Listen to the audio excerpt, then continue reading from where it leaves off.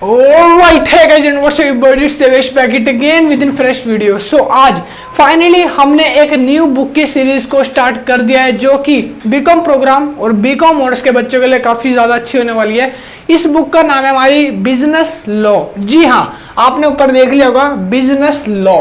तो आपकी एसओएल की बुक है जो जिसमें आप पढ़ रहे हो रेगुलर एनएसओएल या एनसीवेब, अगर आप कहीं से भी पढ़ रहे हो तो बिल्कुल भैया जी बिजनेस लॉ की बुक आपके लिए बहुत ज़्यादा बेनिफिशियल होने वाली है। ठीक है, आज हम पढ़ेंगे बिजनेस लॉ जो कि हमारी सेमेस्टर 2 की बुक है और यूनिट 1 चैप्टर नंबर 1।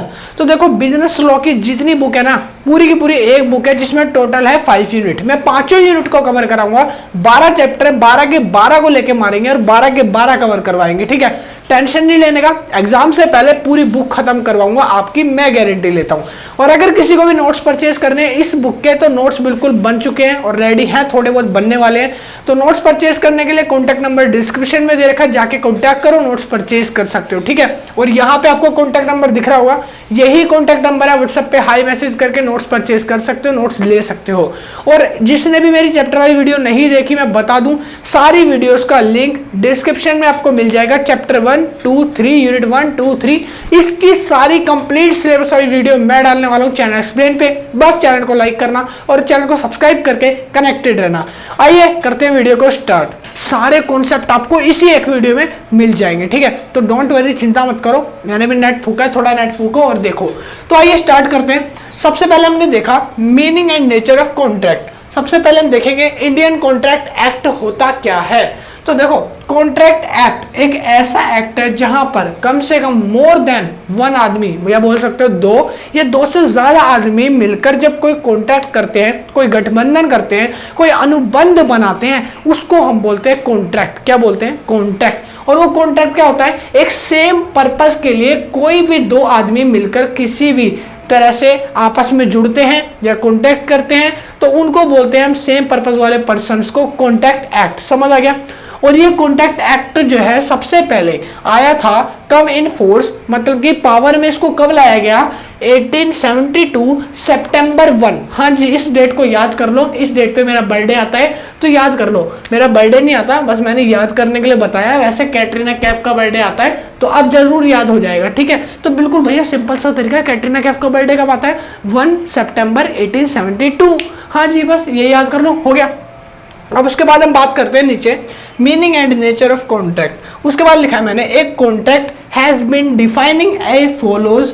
उसके बाद लिखा है यहाँ पे salesman defines as a contract. कह रहे जो सेल्समैन प्रोफेसर थे ना, उन्होंने कॉन्ट्रैक्ट एक्ट को डिफाइन कैसे करा है। यहाँ पे लिखा है an agreement creating and defining obligations between two parties. कह रहा है एक ऐसा अनुबंध जिसके बीच में कानूनी कुछ धाराएं भी हो, या फिर बोल सकते हो दोनों के बीच में किसी तरह का एक गठबंधन दिखाए और दोनों पार्टी उससे सहमत हो, उसको हम क्या बोलेंगे? एक एग्रीमेंट बोलते हैं, एक कॉन्ट्रैक्ट बोलते हैं। समझ आ गया? अब यहाँ पर दोनों में फर्क भी है थोड़ा, वो मैं आपको बाद में समझाऊंगा। लिखा है according to sir Frederick Pollock. कह रहा है फ्रेडरिक पोलॉक जो सर हैं उन्होंने बताया था लॉ की बुक में कि कॉन्ट्रैक्ट क्या होता है। जब इन्होंने आगे बताया ना सेल्समैन ने, तो ये बोले नहीं जी भैया जी हम इससे सहमत नहीं है बिल्कुल भी, हमको एक नया कॉन्ट्रैक्ट एक्ट बताओ। हमको एक मतलब कि बोल सकते हो इन्होंने अपने हिसाब से एक डेफिनेशन लिखी है, वो मैं आपको बताता हूँ। यहाँ पे लिखा मैंने एवरी एग्रीमेंट एंड प्रोमिस। कह रहा है हर एक एग्रीमेंट, हर एक सौदा, हर एक प्रोमिस, हर एक वादा। ठीक है, उसके बाद लिखा promise enforceable at law is a contract. कह रहा है जो कि कानूनी मतलब कानून की बेड़ियों के अंदर बनाया जाए या कानून की उसमें कुछ ना कुछ रोल हो, गवर्नमेंट का रोल हो, उन सबको हम क्या कहेंगे? एक कॉन्ट्रैक्ट कह सकते हैं या एक एग्रीमेंट बोल सकते हैं। समझ आ गया? कह रहा है ऐसा एक एग्रीमेंट या फिर ऐसा एक कॉन्ट्रैक्ट जिसमें कानून का या गवर्नमेंट का थोड़ा बहुत रोल हो और गवर्नमेंट उसमें हस्तक्षेप करती हो कहीं ना कहीं, वो क्या होता है? कॉन्ट्रैक्ट। और एक कॉन्ट्रैक्ट को बनाने के लिए गवर्नमेंट का रोल होना बहुत ज़्यादा ज़रूरी है, क्योंकि देखो कॉन्ट्रैक्ट मतलब क्या होता है? जब दो आदमी मिलकर सुलह करते हैं किसी सेम थिंग के लिए या एक पर्पस के लिए कि हमें ये करना है। ठीक है, तो वो कॉन्ट्रैक्ट तो हो जाएगा, मगर वो कॉन्ट्रैक्ट अगर कोई एक पार्टी मना कर दे कि मैंने कॉन्ट्रैक्ट करा तो है मगर अब मैं मना कर रहा हूँ, मैं नहीं कर सकता, तो इस केस में क्या होगा? गवर्नमेंट ही तो संभालेगी उसको, बेचारे का जो एक रहेगा नुकसान हो रहा है दूसरा तो छोड़ के भागेगा, तब इसके लिए गवर्नमेंट का होना जरूरी है। समझ आ गया। तो ये थी हमारी पूरी कॉन्ट्रैक्ट और कॉन्ट्रैक्ट की डेफिनेशन, और मैंने यहाँ पे जो आपको बताया, समझ आ गया। कॉन्ट्रैक्ट आया कब था, कब हुआ था, वो कैसे पता चलेगा, तो मैंने बताया सिंपल, कैटरीना कैफ का बर्थडे भूल गए क्या, 1 सितंबर 1872, हाँ जी बिल्कुल, बस कैटरीना कैफ का बर्थडे। नीचे उसके बाद हम बात करते हैं थस ए कॉन्ट्रैक्ट रिक्वायर्स, एक कॉन्ट्रैक्ट को जरूरत क्या होती है, जैसे मेरे को भैया मेरे को जरूरत क्या होती है, तो वैसे ही आपको जरूरत क्या क्या होती है, आपको जरूरत है वीडियो की, आपको जरूरत है सीखने की, आपको जरूरत है पिज्जा की, आपको जरूरत है मोमोज की, गर्ल्स को जरूरत है चाउमीन की, है ना, मोमोज की तीखी वाली चटनी। बस रुक जा, यहाँ पे सुनो, हमें यहाँ पे देखा कि थस ए कॉन्ट्रैक्ट रिक्वायर, एक कॉन्ट्रैक्ट को रिक्वायर क्या क्या होती है, तो 3 चीजों की रिक्वायरमेंट एक कॉन्ट्रैक्ट को होती है, बस 3 चीजें। पहली चीज रोटी कपड़ा मकान, नहीं नहीं नहीं ऐसा नहीं यार, तो पहली चीज जो है ना उसको हम बोलेंगे 2 पार्टीज, क्या बोलेंगे 2 पार्टीज। हाँ मजा आ गया पार्टी का नाम सुन के, पार्टी मतलब होता है लोगों का ग्रुप, ठीक है। तो यहाँ पे दूसरी पार्टी है, कह रहा है 2 पार्टीज, जैसे कि सपोज करो मैं एग्जांपल देता हूँ आपको, पहली पार्टी नंबर है ए, दूसरी पार्टी नंबर है बी, तो पहली पार्टी है ए जिसका नाम आलिया भट्ट, दूसरी है बी बप्पी लहरी, तो दोनों ने कॉन्ट्रैक्ट कर सकते हैं क्योंकि ये 2 पार्टी हैं, ठीक है। तो पार्टीज की जरूरत पड़ती है किसी भी कॉन्ट्रैक्ट को बनाने के लिए, क्योंकि जानवर जो है ना, या कुत्ते बिल्ली तो कॉन्ट्रैक्ट नहीं बनाएंगे ना भैया, अब बनाएंगे तो इंसान बनाएंगे, तो इसलिए पार्टीज की जरूरत होती है। सेकंड आती है यहाँ पे एन एग्रीमेंट, दोनों के बीच में एक एग्रीमेंट होना चाहिए, अभी वो भी समझाऊंगा। एग्रीमेंट मतलब क्या होता है, एक सौदा होना चाहिए, दोनों का कोई कॉमन पर्पस होना चाहिए। सपोज करो ए है जो है आलिया भट्ट, आलिया भट्ट के पास है एक BMW, क्या है, जो कि मान लो मेरे पास भी है, और मान लो क्या मेरे पास है BMW, मेरे इस घर के ऊपर खड़ी है BMW मेरी, आपने नहीं देखी तो बाद में दिखा दूंगा। तो देखो पहली चीज, आलिया भट्ट के पास है BMW जो वो सेल करना चाहती है 5000 रुपए में बस, ठीक है। और ये है बप्पी लहरी जिनके पास है सोने की दुकान, अब ये उसको खरीदना चाहते हैं, तो ये दोनों के दोनों किस कॉन्ट्रैक्ट में इन्वॉल्व है, एक कार को बेचने और खरीदने में, तो यहाँ पर कॉन्ट्रैक्ट क्या बन जाएगा, कार का कॉन्ट्रैक्ट बन जाएगा इन दोनों का, समझ आ गया, जिसको हम बोलेंगे एग्रीमेंट। सेकंड के बाद थर्ड चीज एंड ऑब्लिगेशंस, देखो ऑब्लिगेशंस मतलब होते हैं कानून के दायरे, जब कोई कॉन्ट्रैक्ट बनता है तब कॉन्ट्रैक्ट वहां पे ब्रेक भी होते हैं, कॉन्ट्रैक्ट ब्रेक हुआ, ट्रस्ट ब्रेक हुआ, इसको सॉल्व आउट करने के लिए सरकार ने, गवर्नमेंट ने high court, supreme court, court बनाए हैं, तो ये ऑब्लिगेशंस होती हैं ताकि कोई पर्सन कॉन्ट्रैक्ट करके धोखाधड़ी ना करे, तो ऑब्लिगेशंस हम समझते हैं कॉन्ट्रैक्ट के अंदर, ठीक है। अब हम बात करते हैं, तीनों पार्टी तो समझ ली, अब इसको डिफाइन में पढ़ेंगे भैया। तो पहली चीज मैंने यहाँ पे लिख दी है तीनों की तीनों, पहला आता है 2 पार्टीज, जैसे मैंने अभी आपको बताया, लिखा है there must be 2 parties to constitute a contract, कह रहा है इसमें 2 पार्टीज का होना जरूरी है किसी भी कॉन्ट्रैक्ट को बनाने के लिए। उसके बाद लिखा है a contract can only be bilateral and the same party can not be a part of both of the sides, कह रहा है एक कॉन्ट्रैक्ट को बनाने के लिए 2 पक्षों का होना बहुत जरूरी है, कभी भी बेटरल बोल सकते हो या फिर सिंगल पार्टी कॉन्ट्रैक्ट एक साइड से नहीं बना सकती। कैसे नहीं बना सकती हम समझेंगे ना, हाँ तो समझते हैं ना, तो धीरे धीरे। तो देखो पहला party number A, party number A, ठीक है। सपोज करो ये जो पार्टी है ये है MNC कंपनी की, ठीक है, मल्टी नेशनल कंपनी, ठीक है। और ये जो पार्टी है ये है हमारी टाटा लिमिटेड की, सपोज करो टाटा लिमिटेड की, ठीक है। दोनों के पर्सन कौन से हैं, ए और ए, नहीं सर ये कॉन्ट्रैक्ट नहीं बना पाएंगे, दोनों ए हैं, दोनों के लिए हमें क्या चाहिए, ए और बी चाहिए ना, तो दोनों सेम सिंगल साइड से कॉन्ट्रैक्ट नहीं बनेगा। ये MNC किसके साथ कॉन्ट्रैक्ट बनाना चाहती है, अपना कॉन्ट्रैक्ट इसके साथ तो बना नहीं रही, ये टाटा लिमिटेड किसके साथ बनाना चाहती है, तो पार्टी तो लाओ, बिना पार्टी के नहीं बनता। आगे लिखा उसके बाद there can not be contract between A on the side of A and the another side of A, कह रहा है एक साइड से ए आता है दूसरी साइड से भी ए आता है, तो कॉन्टैक्ट क्या होता है, इनवैलिड कहलाएगा, कॉन्टैक्ट नहीं बनेगा यहाँ पे। उसके बाद यहाँ पे लिखा nor can a partner be a servant of his own form as a man can not be his own employer, कह रहा है एक आदमी जो कंपनी में खुद सर्वेंट के रूप में काम कर रहा हो उसको हम कॉन्ट्रैक्टर के रूप में नहीं रख सकते, अपना पार्टनर नहीं बना सकते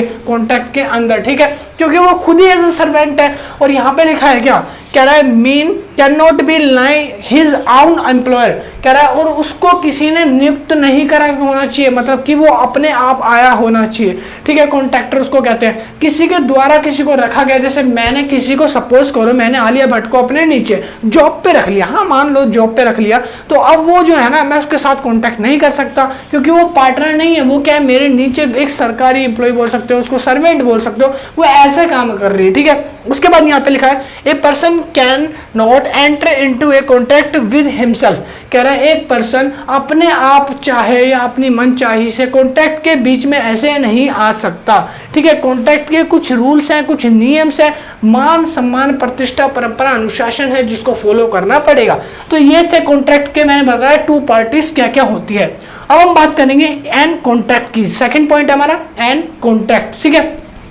तो यहाँ पे लिखा है ए प्रपोजल फॉर्म ऑफ, या भी बोल सकते हो ए प्रपोजल फॉर्म, ये क्या है, एक पूरा का एक प्रपोजल फॉर्म है जहां पर कुछ नियम, कुछ कायदे दायरे, सब चीज लिखी होती है। एक पर्चा होता है बहुत बड़ा, देखते ही चक्कर आ जाएगा भाई, उसमें हर चीज लिखी रहती है। राम ने सुरेश को घुसा मारा तो 2 साल की जेल, सुरेश ने किसी की पेंसिल चुराई तो उसको 5 साल की मर्डर की जेल।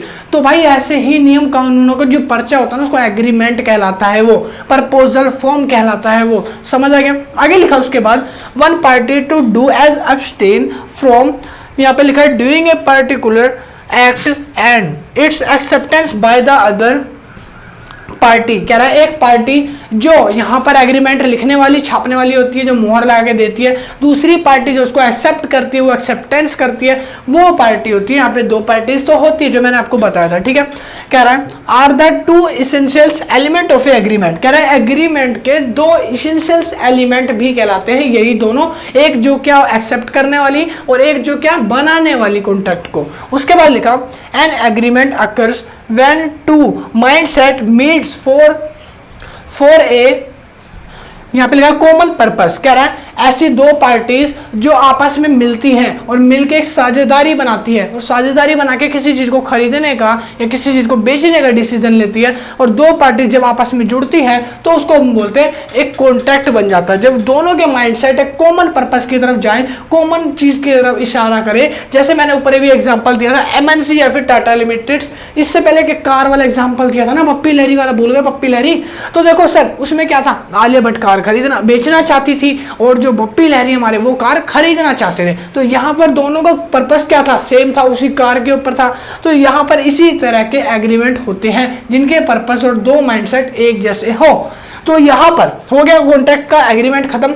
अब देखो नीचे हमारा लास्ट आ गया ऑब्लिगेशन। ऑब्लिगेशन मतलब कि ऐसे रूल्स जो गवर्नमेंट बनाती है इन केस जब कॉन्ट्रैक्ट ब्रेक होता है, तो उसके अंदर क्या क्या है, कह रहा है an obligation is the legal duty, कह रहा है ये एक सरकारी ड्यूटी है, वैधानिक ड्यूटी है, एक कार्य है, to do and abstain from doing something, ताकि कोई भी चीज अगर मिसबिहेव होती है, कोई भी चीज गलत हो, कॉन्ट्रैक्ट के अंदर फॉलो ना करी गई जो कि लिखी है, उसको फिर आगे कार्रवाई करने की जिम्मेवारी किसकी होती है, ऑब्लिगेशंस की, गवर्नमेंट की। लिखा है an agreement to do a contract should give rise to some legal obligations, कह रहा है एक जो कॉन्ट्रैक्ट है ना उसके अंदर काफी सारे ऐसे पॉइंट्स होते हैं जो सरकार ने कानून के द्वारा रखे गए होते हैं, ठीक है, वो इसलिए ताकि कोई पार्टी मिसबिहेव ना कर पाए। उसके बाद लिखा है which is enforceable at by law, कह रहा है जो कि कानून चलाती है, सरकार चलाती है, ऑब्लिगेशन का पार्ट, समझ आएगा।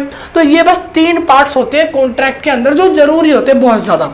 अब उसके नीचे मैंने एक पॉइंट लिखा है all agreements are not a contract, सारे से सारे एग्रीमेंट्स कॉन्ट्रैक्ट होते हैं या नहीं होते, यहाँ पे लिखा आर नॉट कॉन्ट्रैक्ट, सारे जो एग्रीमेंट होते हैं ना वो कॉन्ट्रैक्ट नहीं होते। कैसे, वो भी मैं अभी आपको समझाऊंगा, पहले आप इसको उतारो।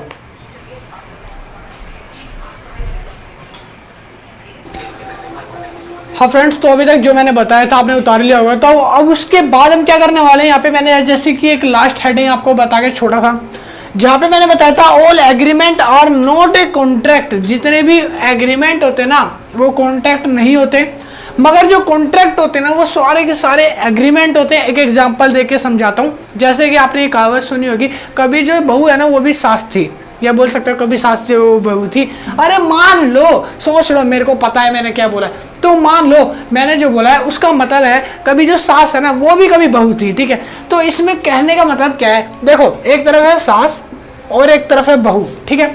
सास जो है वो क्या है, पहले बहू होगी, अब वो क्या बनी है, सास बनी है ना। मगर जो बहू है ये क्या पहले सास होगी, नहीं जी, ये पहले सास थोड़ी होती है। तो पहले बहू होगी फिर उसके बाद सास होगी ना। तो सेम चीज दोनों के दोनों में है। समझ लो, ये जो सास है इसको हम बोल सकते हैं कॉन्ट्रैक्ट। क्या बोल सकते हैं, कॉन्ट्रैक्ट। ये जो बहू है इसको हम क्या बोलेंगे, एग्रीमेंट। क्या बोलेंगे, एग्रीमेंट। हाँ जी, तो इसको बोलेंगे एग्रीमेंट और ये हो गया हमारा कॉन्ट्रैक्ट। अब देखो फर्क क्या है, कॉन्ट्रैक्ट जो है ना वो एक तरह से एग्रीमेंट भी हो सकता है, मगर जो एग्रीमेंट है ना भैया वो कभी कॉन्ट्रैक्ट नहीं हो सकता पहले, ठीक है, ये बात समझ लेना। तो यहाँ पे कहने का मतलब है बहू जो है वो सास नहीं हो सकती पहले। क्यों, क्योंकि देखो अगर बहू को सास बनना है तो उसके लिए कुछ टर्म्स है, कुछ कंडीशंस है, तो उनको उन्हें फॉलो करना पड़ेगा। जब तक वो फॉलो नहीं करेंगी जब तक बहू सास नहीं बन सकती भैया। तो हाँ जी, कहने का मतलब समझ आ गया। इस लैंग्वेज में तो आई क्या होगा, इससे आसान क्या बताऊं। तो देखो यहाँ पे लिखा है an agreement are not a contract. तो बस कहने का मतलब यही है। अब सिंपल लैंग्वेज में समझाऊं तो बोले तो सबसे पहले देखो बहू को सास बनने के लिए क्या क्या करना पड़ेगा। सबसे पहले तो बहू के होना चाहिए एक बेटा, ठीक है, क्या होना चाहिए, बेटा। तो इसकी कुछ कंडीशन है, बहू की कुछ कंडीशंस होती है। तो हम लिख लेते हैं यहाँ पे बहू, मतलब कि उसको बहू नहीं बोल रहा मैं क्या बोल रहा हूँ, उसको एग्रीमेंट बोल रहा हूँ। क्या बोल रहा हूँ, एग्रीमेंट। तो बहू की कंडीशन क्या है, पहली चीज को क्या होना चाहिए, एक बेटा होना चाहिए, एक छोरा होना चाहिए। दूसरी चीज क्या होनी चाहिए, छोरे की शादी होनी चाहिए। मतलब क्या होनी चाहिए, शादी होनी चाहिए। और जब शादी हो जाएगी, शादी होने के बाद तब जो उसके बच्चे होंगे, तब उसके क्या होंगे, छोटे छोटे बच्चे। तो यहाँ पर जब उसके छोटे छोटे चिल्ड्रंस होंगे उसके बाद वो बहू तब जाके बनेगी सास। क्या बनेगी, सास। तो यहाँ पर ये कुछ कंडीशंस हैं, मतलब कि कहने का एग्रीमेंट के अंदर भी कुछ ऐसी ही कंडीशन होती है जहां पर काफी सारी सरकारी बाधाएं होती है, या फिर बोल सकते हो लीगल एक्शन नहीं लिया जा सकता एग्रीमेंट के अंदर। मगर कॉन्ट्रैक्ट के अंदर लीगल अथॉरिटी का डिसीजन होता है, लीगल सारे काम होते हैं, इसीलिए कभी भी एग्रीमेंट कॉन्ट्रैक्ट में नहीं बदल सकता। और यहाँ पर जो एग्रीमेंट है, जो हमारा क्या है, अनुवाद ही बोल सकते हो, हमारा जो एग्रीमेंट है, सॉरी जो हमारा कॉन्ट्रैक्ट है वो हमेशा करार में बदल सकता है, या बोल सकते हो एग्रीमेंट में बदल सकता है। मैंने इसको करार बोला, करार इसका नाम हिंदी में बोलते हैं, एग्रीमेंट को करार बोलते हैं। समझ आ गया। अब उसके बाद हम यहाँ पे देखेंगे, मैंने एक लाइन भी लिखी है, agreement is a wider concept than a contract. Agreement जो है हालांकि एक बड़ा और लंबा चौड़ा कॉन्सेप्ट होता है देन कॉन्ट्रैक्ट के, क्योंकि कॉन्ट्रैक्ट एक छोटा होता है, एग्रीमेंट बड़ा काफी हो जाता है। कह रहा है agreement in which the intention to create legal obligation. कह रहा है एग्रीमेंट का इंटेंशन कोई क्रिएट करने का लीगल ऑब्लिगेशन नहीं होता। कह रहा है ऑब्लिगेशन इज एब्सेंट, जो ऑब्लिगेशंस होती हैं वो एब्सेंट होती है, यहाँ पर सरकारी कार्यवाही नहीं होती। कह रहा है आर नॉट कॉन्ट्रैक्ट्स, इसीलिए ये कॉन्ट्रैक्ट नहीं कहलाता। समझ आ गया होगा बात को। ये जो बात है सास बहू समझ आ गया, पेपर में लिखे होगे सास बहू लिखा है ना, बहुत बढ़िया। उसके बाद लिखा है फॉर एग्जाम्पल, चलो मैं एग्जाम्पल देके आपको समझाते हैं। तो मान लो मेरे साथ मेरा एक दोस्त जा रहा है, दोस्त का नाम है दीपिका पादुकोण, ठीक है, मान लो, समझ लो दोस्तनी है, दोस्तनी समझते हो ना, लड़की है। तो दीपिका पादुकोण मेरे साथ जाती है मूवी देखने। तो हमने कॉन्टैक्ट करा, हम दोनों के दोनों आज मूवी देखने जाएंगे। हमने क्या करा भैया, कॉन्टैक्ट कर लिया। हमने बोला कि हम आज मूवी देखने जाएंगे, मगर मैंने क्या करा, मैंने ना कोई पेपर साइन करवाया, ना मैंने कोई इसको वो काफी सारा बड़ा एक पर्चा दिया कागज लिखने को जिसमें मैंने टर्म एंड कंडीशन लिखी थी। बस हमने चलते चलते हाथ ऐसे घाट में डालते हुए ओए, तो हम साथ में चल रहे थे। बस हमने सोचा कि आज हम मूवी देखने जाएंगे, तो उसने बोला ठीक है हम चलेंगे। मगर क्या हुआ, 4 कदम आगे चले तो ऊपर से पड़ने लगी टिप टिप बरसा पानी, वो हो गई गीली। तो मैंने बोला चलो घर चलते हैं। फिर हमारा मूवी का जो प्लान है वो क्या हो गया, वहां पे कैंसिल हो गया। अब उसके लिए वो गई कोर्ट में, उसने कर दिया मेरे ऊपर केस। क्या कर दिया, केस कर दिया मेरे ऊपर। अब मेरे को क्या पता था कि वो इतना हाइपर ले लेगी, दिल पे ले लेगी, छोटी बच्ची हो क्या। तो देखो अब उसने क्या करा, अब उसने केस कर दिया कि इसने मेरे को मूवी नहीं दिखाई। मगर जो जज था वो मेरा दोस्त था, बोल सकते हो दोस्त नहीं था, मेरे सपोर्ट भी निकला। क्यों, क्योंकि उसने क्या बोला कि मैडम आपके पास कोई ऐसा कॉन्ट्रैक्ट है जिसमें इन्होंने लिखा था कि आपको मूवी दिखाने लेके जाएंगे। तो उन्होंने बोला नहीं सर ऐसा कुछ कॉन्ट्रैक्ट नहीं, हमने चलते चलते रास्ते में डिस्कशन करा था। तो इसमें कहने का मतलब है कि कॉन्ट्रैक्ट जब तक वैलिड नहीं होता जब तक आपके पास कोई लीगल प्रूफ ना हो जिसमें सरकारी कानूनी या बोल सकते हो सरकार का हस्तक्षेप होना चाहिए। उसने क्या करा था, चलते चलते हमने डिस्कशन करी थी, तो वो क्या था, एक एग्रीमेंट था। अब आगे मान लो वो कैंसिल हो जाता है, या मैं तोड़ देता हूँ या मैं उसको धोखा देता हूँ, तो यहाँ पर कोई भी एक्शन नहीं लिया जाएगा एट एग्रीमेंट के रूप में। अगर आप करते हो कॉन्ट्रैक्ट होता तो पक्का मेरे को उसको मूवी दिखानी होती या तो जेल में मेरे को मूवी देखनी होती, ठीक है, काला पानी मेरे को दिखाते हो वो मेरे को जेल लेता। उसके बाद भैया बात करते, ये था हमारा एग्जाम्पल में भी यही है, कह रहा है an agreement between 2 person together A work on A cinema show. दो बंदे एक साथ जा रहे थे, जाते जाते सिनेमा शो की डिस्कशन कर ली, हो गया यहाँ पे क्या एग्रीमेंट। एग्रीमेंट मतलब कहीं भी जाते जाते दो बंदे डिस्कशन कर ले, जैसे दोस्त दो जा रहे चलते चलते और बोल दे चलते चलते और भाई आज तेरे घर में समोसे बने, आज मेरी तरफ से पार्टी है, तेरे को चल मेरे घर। रास्ते में चलते पता चलता है मम्मी का फोन आया, दूसरे दोस्त को लेके आया तो चप्पल से मारूंगी और वहीं पे कॉन्टैक्ट कैंसिल। भाई रुक जा, इससे आगे पैर मत रखियो क्योंकि मेरे घर पे समोसे बिल्कुल नहीं बने, तू अपने घर ले आज से, वो सड़क जा रही ना वहां चला जा। तो यहाँ क्या है, ये एक एग्रीमेंट है भैया, तो समझ आ गया। तो यहाँ पर एग्रीमेंट और कॉन्सेप्ट आ गया होगा आपको समझ में, कॉन्ट्रैक्ट का कॉन्सेप्ट समझ आ गया होगा, दोनों में डिफरेंस क्या है वो समझ आ गया होगा। कभी सास भी बहू थी, समझ आ गया, समझ आ गया ना, हाँ थी यार, बताते क्यों नहीं हो।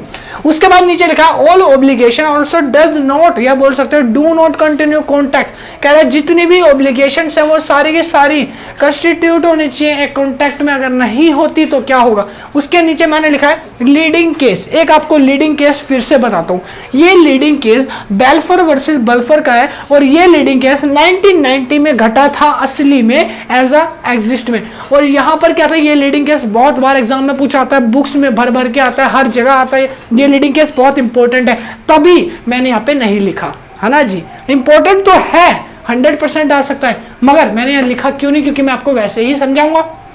देखो लीडिंग केस में हुआ क्या था, Balfour versus Balfour, mister Balfour और मिसेस बेल्फोर दोनों के दोनों एक अच्छे कपल थे, ठीक है। अब यहाँ पे क्या हुआ, मिसेस बेल्फोर की तबीयत हो जाती है थोड़ी सी खराब। अब जब उनकी तबीयत खराब हुई तो मिस्टर बेल्फोर ने मिसेस बेल्फोर को कहाँ पे, अमेरिका, भाई बड़ी इतनी अच्छी जगह ले ली, तो पहले इसको मिटाना तो पड़ेगा, सास भी कभी बहू थी, इसको कौन लिखता है ऐसी ऐसी चीजें यार, बताते हो तुम लोग बताओ। तो यहाँ पर मिस्टर बेल्फोर ने मिसेस बेल्फोर को भेजा कहाँ पे, अमेरिका भेज दिया। किस लिए भेजा, क्योंकि उनके पेट में कुछ गड़बड़ी थी, अब इलाज चल रहा था, तो इसीलिए ट्रीटमेंट के लिए वो कहाँ गई, अमेरिका चली गई, ठीक है। अब मिस्टर बेल्फोर वो अकेले रह गए, और कहाँ पे रह गए, इंडिया के अंदर रह गए इकलौते अकेले बेचारे, ठीक है। तो मिस्टर बेल्फोर ने क्या करा, उनको कहा कि हम आपको $30 भेजते रहेंगे, हम आपको $30 पर मंथ भेजेंगे ताकि आपका खाना खर्चा रहना धोना सोना सब चल सके आराम से मिसेस बेल्फोर का वहां पे, ठीक है। तो यहाँ पर कहने का मतलब है $30 नहीं है वहाँ पे, एग्जीक्यूट वैल्यू उस देश की वैल्यू वहाँ पे लिख रखी है, मगर मैं डॉलर के हिसाब से आपको बस समझा रहा हूँ, ठीक है। 30 EMP करके लिखा हुआ है वहाँ पे, ठीक है, इंपीरियल बोल सकते हो। तो उन्होंने $30 के हिसाब से बोला कि हम आपको खर्चा भेजेंगे। अब यहाँ पर क्या हुआ, मिसेस बेल्फोर को जब तक खर्चा मिला, जब तक वो टनाटन चलती रही, उसके बाद जब खर्चा मिलना बंद हो गया, एक टाइम ऐसा आया मिस्टर बेल्फोर ने सोचा वो तो अमेरिका में है और मैं क्यों अपनी लिविंग को कमा कमा के वहां भेज रहा हूँ, तो उन्होंने पैसे देने बंद कर दिए। मतलब कि कहने का मतलब यह उन्होंने अपने मनी को सेंड करना बंद कर दिया। अब यहाँ पर मिसेस बेल्फोर का खाना खर्चा रहना धोना सोना हो गया मुश्किल, तब इन्होंने केस ठोक दिया किसके ऊपर, यहाँ पे इन्होंने कोर्ट के पास गई और कोर्ट से बोला मेरे को एक केस करना है मेरे पति मिस्टर बेल्फोर के अगेंस्ट। समझ आ गया भैया केस क्या था, हाँ जी समझ आ गया। तो इन्होंने बोला हमको यहाँ पे केस करना है, ठीक है। तो बोलते हैं ठीक है करो, केस करना है किस पे, तब उन्होंने बोला कि केस में मेरे पति के खिलाफ करना है क्योंकि उसने मेरे को खाना खर्चा रहना धोना सोना नहीं भेजा, और मेरे को जो 30 इम्पल्स भेजता था वो भी देना बंद कर दिया बिल्कुल। मैं यहाँ पे अमेरिका में पड़ी हूँ, वो वहाँ पे कहीं और घूम रहा है या ऐश कर रहा है बोल सकते हो, ठीक है। तो यहाँ पर क्या हुआ, कोर्ट ने मिस्टर बेल्फोर का जब केस सुना तो उन्होंने मिसेस बेल्फोर के व्यू में क्या कहा, उन्होंने कहा सिर्फ 3 शब्द, कोर्ट इज डिसमिस, बस भैया यहाँ पे केस खत्म पूरा का पूरा, कोर्ट इज डिसमिस। क्यों डिसमिस कर दिया गया कोर्ट, क्योंकि वहां पे कोई पुख्ता या वैलिड रीजन नहीं था मिसेस बेल्फोर के पास मिस्टर बेल्फोर के खिलाफ। समझ आ गया। और यहाँ पर ये एक एग्रीमेंट था जहां पर पति पत्नी के बीच में कोई कॉन्टैक्ट नहीं हुआ था। उन्होंने एक लाइन और कही कि घरेलू मामलों के बीच में या तो अगर आपको इतनी प्रॉब्लम है आपस में तो आप कॉन्ट्रैक्ट करवा के रहते, कॉन्ट्रैक्ट नहीं था तो एटलीस्ट कॉन्ट्रैक्ट के बता तो देते, कॉन्ट्रैक्ट करवा लिया होता तो अच्छा रहता। अभी एक एग्रीमेंट था और ये घरेलू मामला है, उन्होंने बोला हम किसी की पर्सनल लाइफ में या घरेलू मामले में इंटरफेयर नहीं करेंगे, इसलिए यहाँ पर मिस्टर बेलफेयर को कोई केस नहीं बना और मिसेज बेलफेयर का खाना खर्चा रहना धोना सोना खुद से करना पड़ा और खुद से अलग हो गया। समझ आ गया? तो ये केस था पूरा का पूरा लीडिंग केस जिसको बोलते हैं बेलफेयर वर्सेस बेलफेयर 1919 का केस। समझ आ गया? तो ये केस मैंने आपको बताया, तो यही case same to same book में आपको लिखा है, जाके पढ़ लेना, वहां पे इंग्लिश में थोड़ा बहुत मत्थापच्ची करना चाहते हो तो कर लियो। उसके नीचे यहाँ पे लिखा है essentials elements of a valid contract defined. अब कह रहा है नीचे वैलिड कॉन्ट्रैक्ट को डिफाइन करने वाले कुछ इसेंशियल्स मैं आपको बताने वाला हूं। सबसे पहले बात करते हैं, देखो मैंने ये भर भर के लिखे हुए 7-8 पॉइंट है, ये नहीं है ये वाले हैं, ठीक है। तो यहाँ पे लिखा है मैंने पहला एग्रीमेंट। एग्रीमेंट क्या होता है मैंने आपको बता दिया। एग्रीमेंट मतलब जहां पर दो पार्टीज किसी सेम पर्पस के लिए आए और वहां पर किसी भी तरह का कोई कानूनी या लिखित पर्चा ना हो, बस मुंह से बोल दिया जाए, तो वो एग्रीमेंट कहलाता है। एग्रीमेंट एक तरह से पार्टीज का एक्सेप्टेंस फॉर्म भी होता है, जो मैंने यहाँ पे लिखा हुआ है। एक पार्टी क्या करती है, बनाती है, तो दूसरी पार्टी इसको लेती है, एक्सेप्ट करती है। समझ आ गया? उसके नीचे लिखा है मैंने second, intention to create legal relationship. एक एग्रीमेंट का या एक कॉन्ट्रैक्ट का, किसी का भी एक लीगल रिलेशनशिप बनाने का इंटेंशन होता है, मतलब कि दूसरे से दूसरी पार्टी से एक लीगल एग्रीमेंट हो जाए, मतलब कि रिलेशन बन जाए।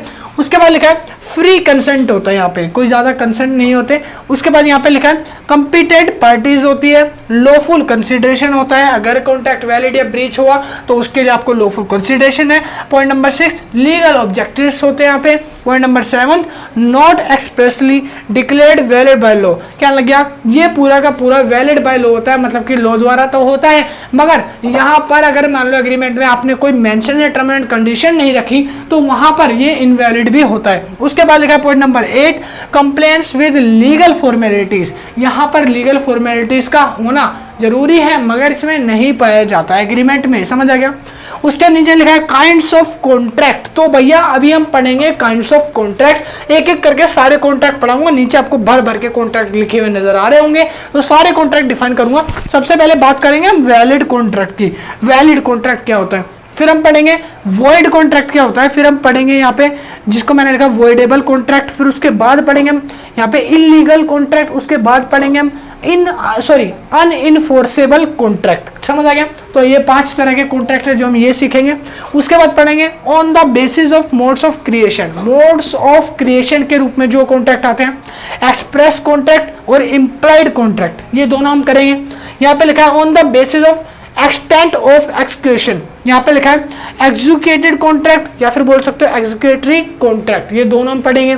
उसके बाद लिखा है यहाँ पे on the basis of formal contract. Formal contract कौन से होते हैं, जिसमें लिखा है फॉर्मल कॉन्ट्रैक्ट और सिंपल कॉन्ट्रैक्ट, तो ये दोनों हम पढ़ेंगे। तो ये सारा आप उतार लो। उसके बाद में सारे कॉन्ट्रैक्ट धीरे धीरे यहाँ से स्टार्ट करेंगे, अभी वॉइड से चालू करेंगे, पहले ये 5, फिर ये, फिर ये, फिर ये, फिर सारे कवर करवाएंगे। ठीक है, बस आपको वीडियो को लाइक करना है और चैनल को सब्सक्राइब करना है। सारी वीडियोस मिलेगी डिस्क्रिप्शन में, पहले आप इसको उतारो।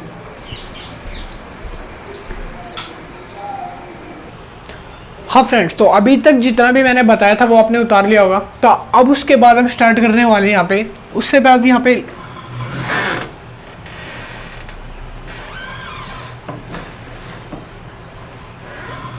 अब फ्रेंड्स, तो अभी तक जो मैंने बताया था आपने उतार दिया होगा। तो उसके बाद हम स्टार्ट कर रहे हैं अपना नेक्स्ट टॉपिक। यहाँ पे लिखा है मैंने, उसके बाद यहाँ पे classification on the basis of इनफोर्सबिलिटी।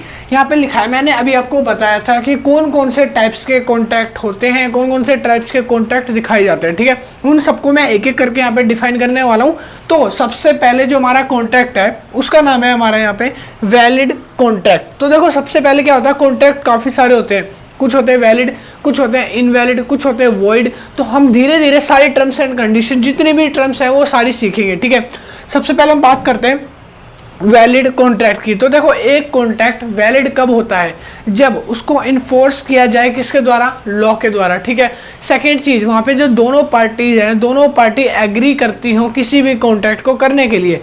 तो यहाँ पर इसीलिए मैंने जो डेफिनेशन लिखी उसके अंदर भी लिखा हुआ है contract which satisfied at the essentials of a valid contract. कह रहा है एक कॉन्ट्रैक्ट जब दोनों पार्टी के द्वारा सेटिस्फाई हो जाता है, अच्छे से सुचारू रूप से हो जाता है, तो अब उसको बोलते हैं वहां पे वो कॉन्ट्रैक्ट क्या है, एक वैलिड कॉन्ट्रैक्ट होता है। कह रहा है only valid contract are enforceable in court by law. कह रहा है ओनली वैलिड कॉन्ट्रैक्ट ही एक ऐसा कॉन्ट्रैक्ट होता है जो इनफोर्सेबल बाय लॉ होता है अंडर सेक्शन 10 के, ठीक है। तो ये जो है ना गवर्नमेंट के द्वारा, सरकार के द्वारा वैलिड होता है। सपोज करो, चलो मान लेते हैं भैया आपको नहीं आया, ठीक है, हम क्या लेंगे इसका एग्जाम्पल, हम इसको एग्जाम्पल लेके समझाते हैं आपको, ठीक है। सपोज करते हैं मेरा एक दोस्त है जिसका नाम है राहुल, क्या है, मेरा एक दोस्त है जिसका नाम है राहुल, ठीक है, और ये हूँ मैं, ठीक है, मी। अब यहाँ पे देखो मेरे पास एक कार है, हाँ जी भैया बहुत बढ़िया कार है, मेरे पास एक लैम्बोर्गिनी है, क्या है, लैम्बोर्गिनी, ठीक है, मेरे पास एक लैम्बोर्गिनी कार है और उसकी जो प्राइस है ना, वो प्राइस क्या है, वो प्राइस है ओनली 50 करोड़। कितनी है, 50 करोड़। मेरे पास एक कार है 50 करोड़ की और मैं उसको क्या करना चाहता हूँ, मैं चाहता हूँ उस कार को सेल करना, और सेल करने के लिए मैंने एक पार्टी ढूंढी। तो वो पार्टी कौन थी, वो था राहुल, ठीक है। अब राहुल ने बोला भाई मेरे को तू एक कॉन्ट्रैक्ट करते हैं हम दोनों मिलके कि तू मेरे को अपनी कार सेल करेगा और मैं उसके बदले तेरे को क्या दूंगा, पैसे दूंगा। क्या दूंगा भैया, पैसे दूंगा।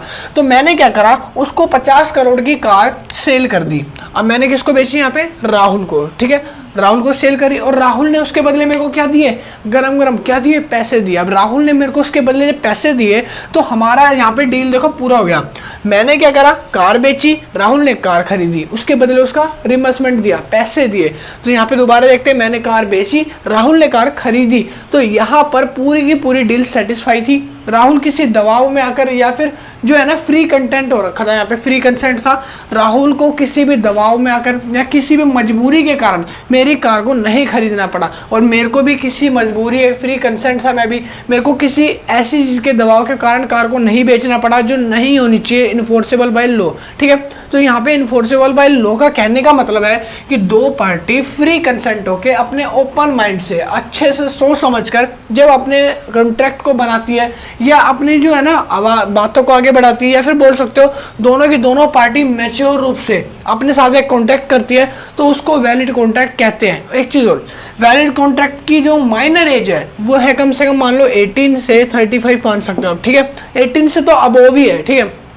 18 साल से छोटे के साथ अगर मैं कॉन्टैक्ट करता, सपोज करो राहुल की एज यहाँ पे 16 ईयर्स होती है और मेरी एज है कम से कम 25 ईयर्स, तो ये कॉन्ट्रैक्ट इन केस अगर दोनों में डील नहीं होती तो इनफोर्सेबल बाय लॉ भी नहीं होता, क्योंकि ये जो है माइनर है, 18 से छोटा है, तो ये अपने डिसीजन नहीं ले सकता, ठीक है। अब हमने देखा दूसरा कॉन्ट्रैक्ट पढ़ते हैं, इसके बाद हमने अभी देखा वैलिड कॉन्ट्रैक्ट। अब हम उसके नीचे करेंगे यहाँ पे, जिसका नाम है, यहाँ पे लिखा वॉइड एग्रीमेंट। पहले हम इसको बाद में करेंगे, तो पहले हम नीचे वाला करेंगे, वॉइड एग्रीमेंट। देखो एक एग्रीमेंट वॉइड कब होता है, मैंने आपको पहले बताया था, all agreements are known as contract. बोल सकते हो ऑल एग्रीमेंट जो है ना वो कॉन्ट्रैक्ट हो सकते हैं, मगर कॉन्ट्रैक्ट जो है वो क्या हो सकते हैं, एग्रीमेंट नहीं हो सकते। मैंने एग्जांपल भी दिया था, है ना, जिसमें मैंने बताया था सास कभी बहू थी। तो बस इसी तरह से समझो, यहाँ पर मैंने बताया वॉइड एग्रीमेंट, तो एक ऐसा एग्रीमेंट, पहली बात तो एग्रीमेंट इनफोर्सेबल बाय लॉ होते ही नहीं है, तो यहाँ पर तो वॉइड का शुरू में ही कारण बन गया, है ना। मैंने बताया था एग्रीमेंट इनफोर्सेबल बाय लॉ होते हैं, इसको तो चलते चलते आप बना सकते हो, किसी से बोल सकते हो कि भाई आज मैं अपनी कोठी तेरे को बेचने वाला हूँ, ठीक है, दूसरा बोले हाँ मैं उसको खरीदने वाला हूँ, अब बाद में आप उसको मुकर जाओ क्यों बेचूं भाई मैं कोठी।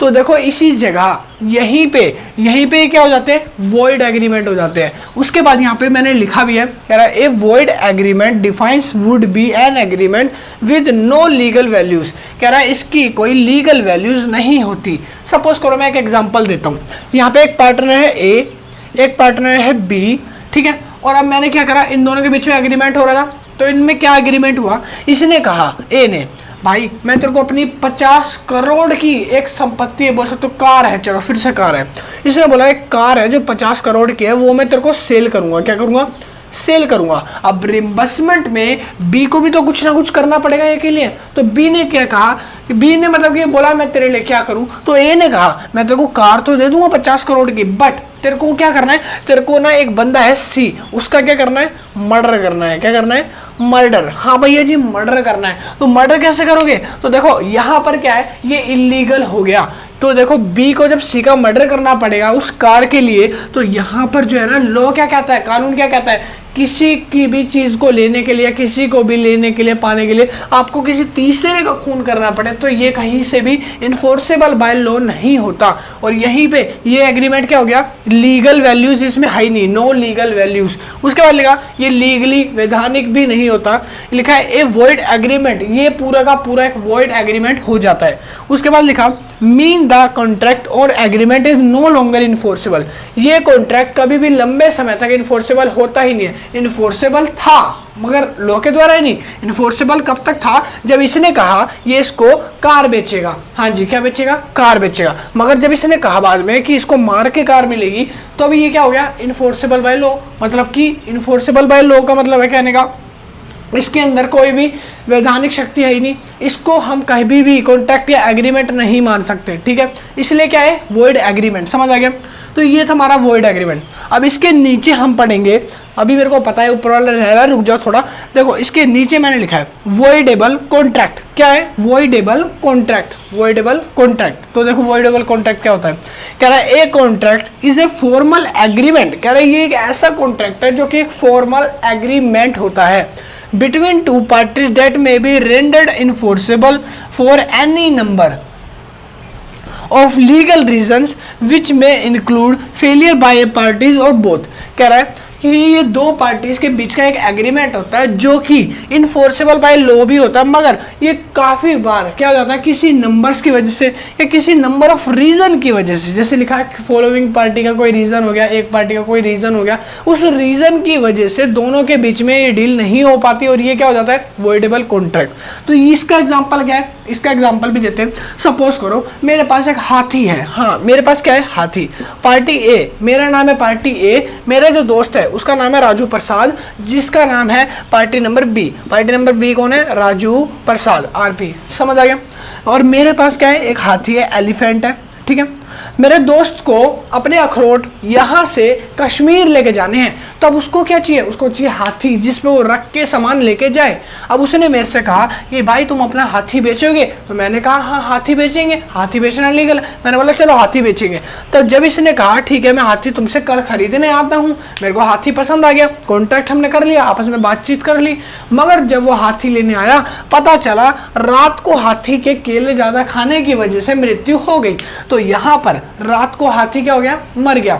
अब जब ये सुबह लेने आया हाथी तो देखा हाथी तो मरा हुआ है, तो यहाँ पर जो कॉन्ट्रैक्ट हमारा था वो क्या हो गया, वॉइडेबल कॉन्ट्रैक्ट हो गया, बिल्कुल खत्म हो गया। यहाँ पर किसी भी एक रीजन की वजह से, किसी छोटी सी रीजन की वजह से यहाँ पर हमारा जो एक पार्टी, अब देखो मैं तो हाथी नहीं दे पाऊंगा ना, जब मैं हाथी नहीं दूंगा तो ये क्या पैसे देगा, पैसे देगा नहीं देगा पैसे, जब ये पैसे नहीं देगा, ये हाथी नहीं दे रहा, तो कॉन्ट्रैक्ट कहाँ से हुआ। तो यहाँ पर किसी भी कारण की वजह से हाथी मर गया और एक कॉन्ट्रैक्ट क्या हो गया, वॉइडेबल हो गया। इसकी जगह अगर मैं एग्जांपल लूँ, सपोज करो इसको मेरे से फिर से हाथी चाहिए था, ये मेरे से हाथी लेगा, मगर ये कहता है मैं हाथी के बदले तुम्हें ड्रग्स दूंगा, क्या दूंगा, ड्रग्स दूंगा, ठीक है। ये मेरे से क्या लेगा, एलिफेंट लेगा, और ये मेरे से ड्रग्स लेगा। इस बार हाथी नहीं मरा, हाथी भी जिंदा है, केले भी कम खाए हैं उसने, मगर इसके पास क्या है, ड्रग्स है, और ड्रग्स क्या होता है, इलीगल होता है। तो यहाँ पर जो कॉन्ट्रैक्ट है ना, इन्फोर्सेबल बाय लॉ नहीं है, इसलिए वॉइडेबल कॉन्ट्रैक्ट कहलाता है। समझ आ गया।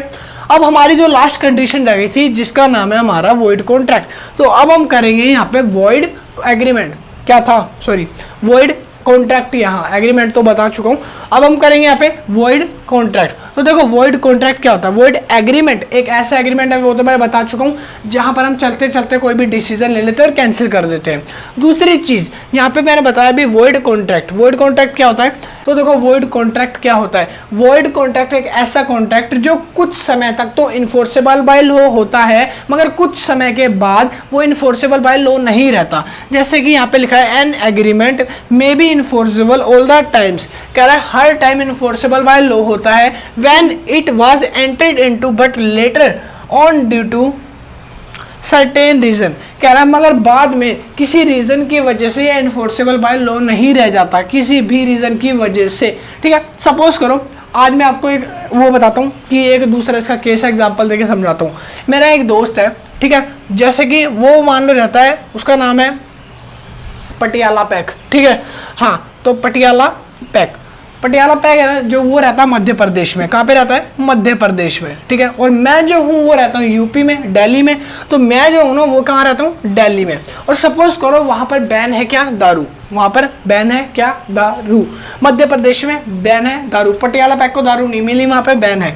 अब उसके बाद वो बोला मेरे से फोन करके कि भाई दिल्ली में दारू बिकती है क्या? मैंने बोला हाँ यहाँ तो बिकती है, सब लीगल है, तू आके यहाँ पे ले लेना। तो मैंने और उसने कॉन्टैक्ट करा, उसने बोला कल सुबह 50 करोड़ का ऑर्डर दूंगा और पटियाला पैग को दारू चाहिए, ठीक है। तो वो आने लगा दिल्ली। अब जैसे ही दिल्ली आया, पता चला उसी दिन दिल्ली के सीएम केजरीवाल, या फिर बोल सकते हो आपने दिल्ली के अंदर जो सरकार थी, उसने बोला कि यहाँ पर भी आज से दारू बंद हो गई है। तो यहाँ पर दारू क्या हो गई? बंद हो गई, बिल्कुल मिलना।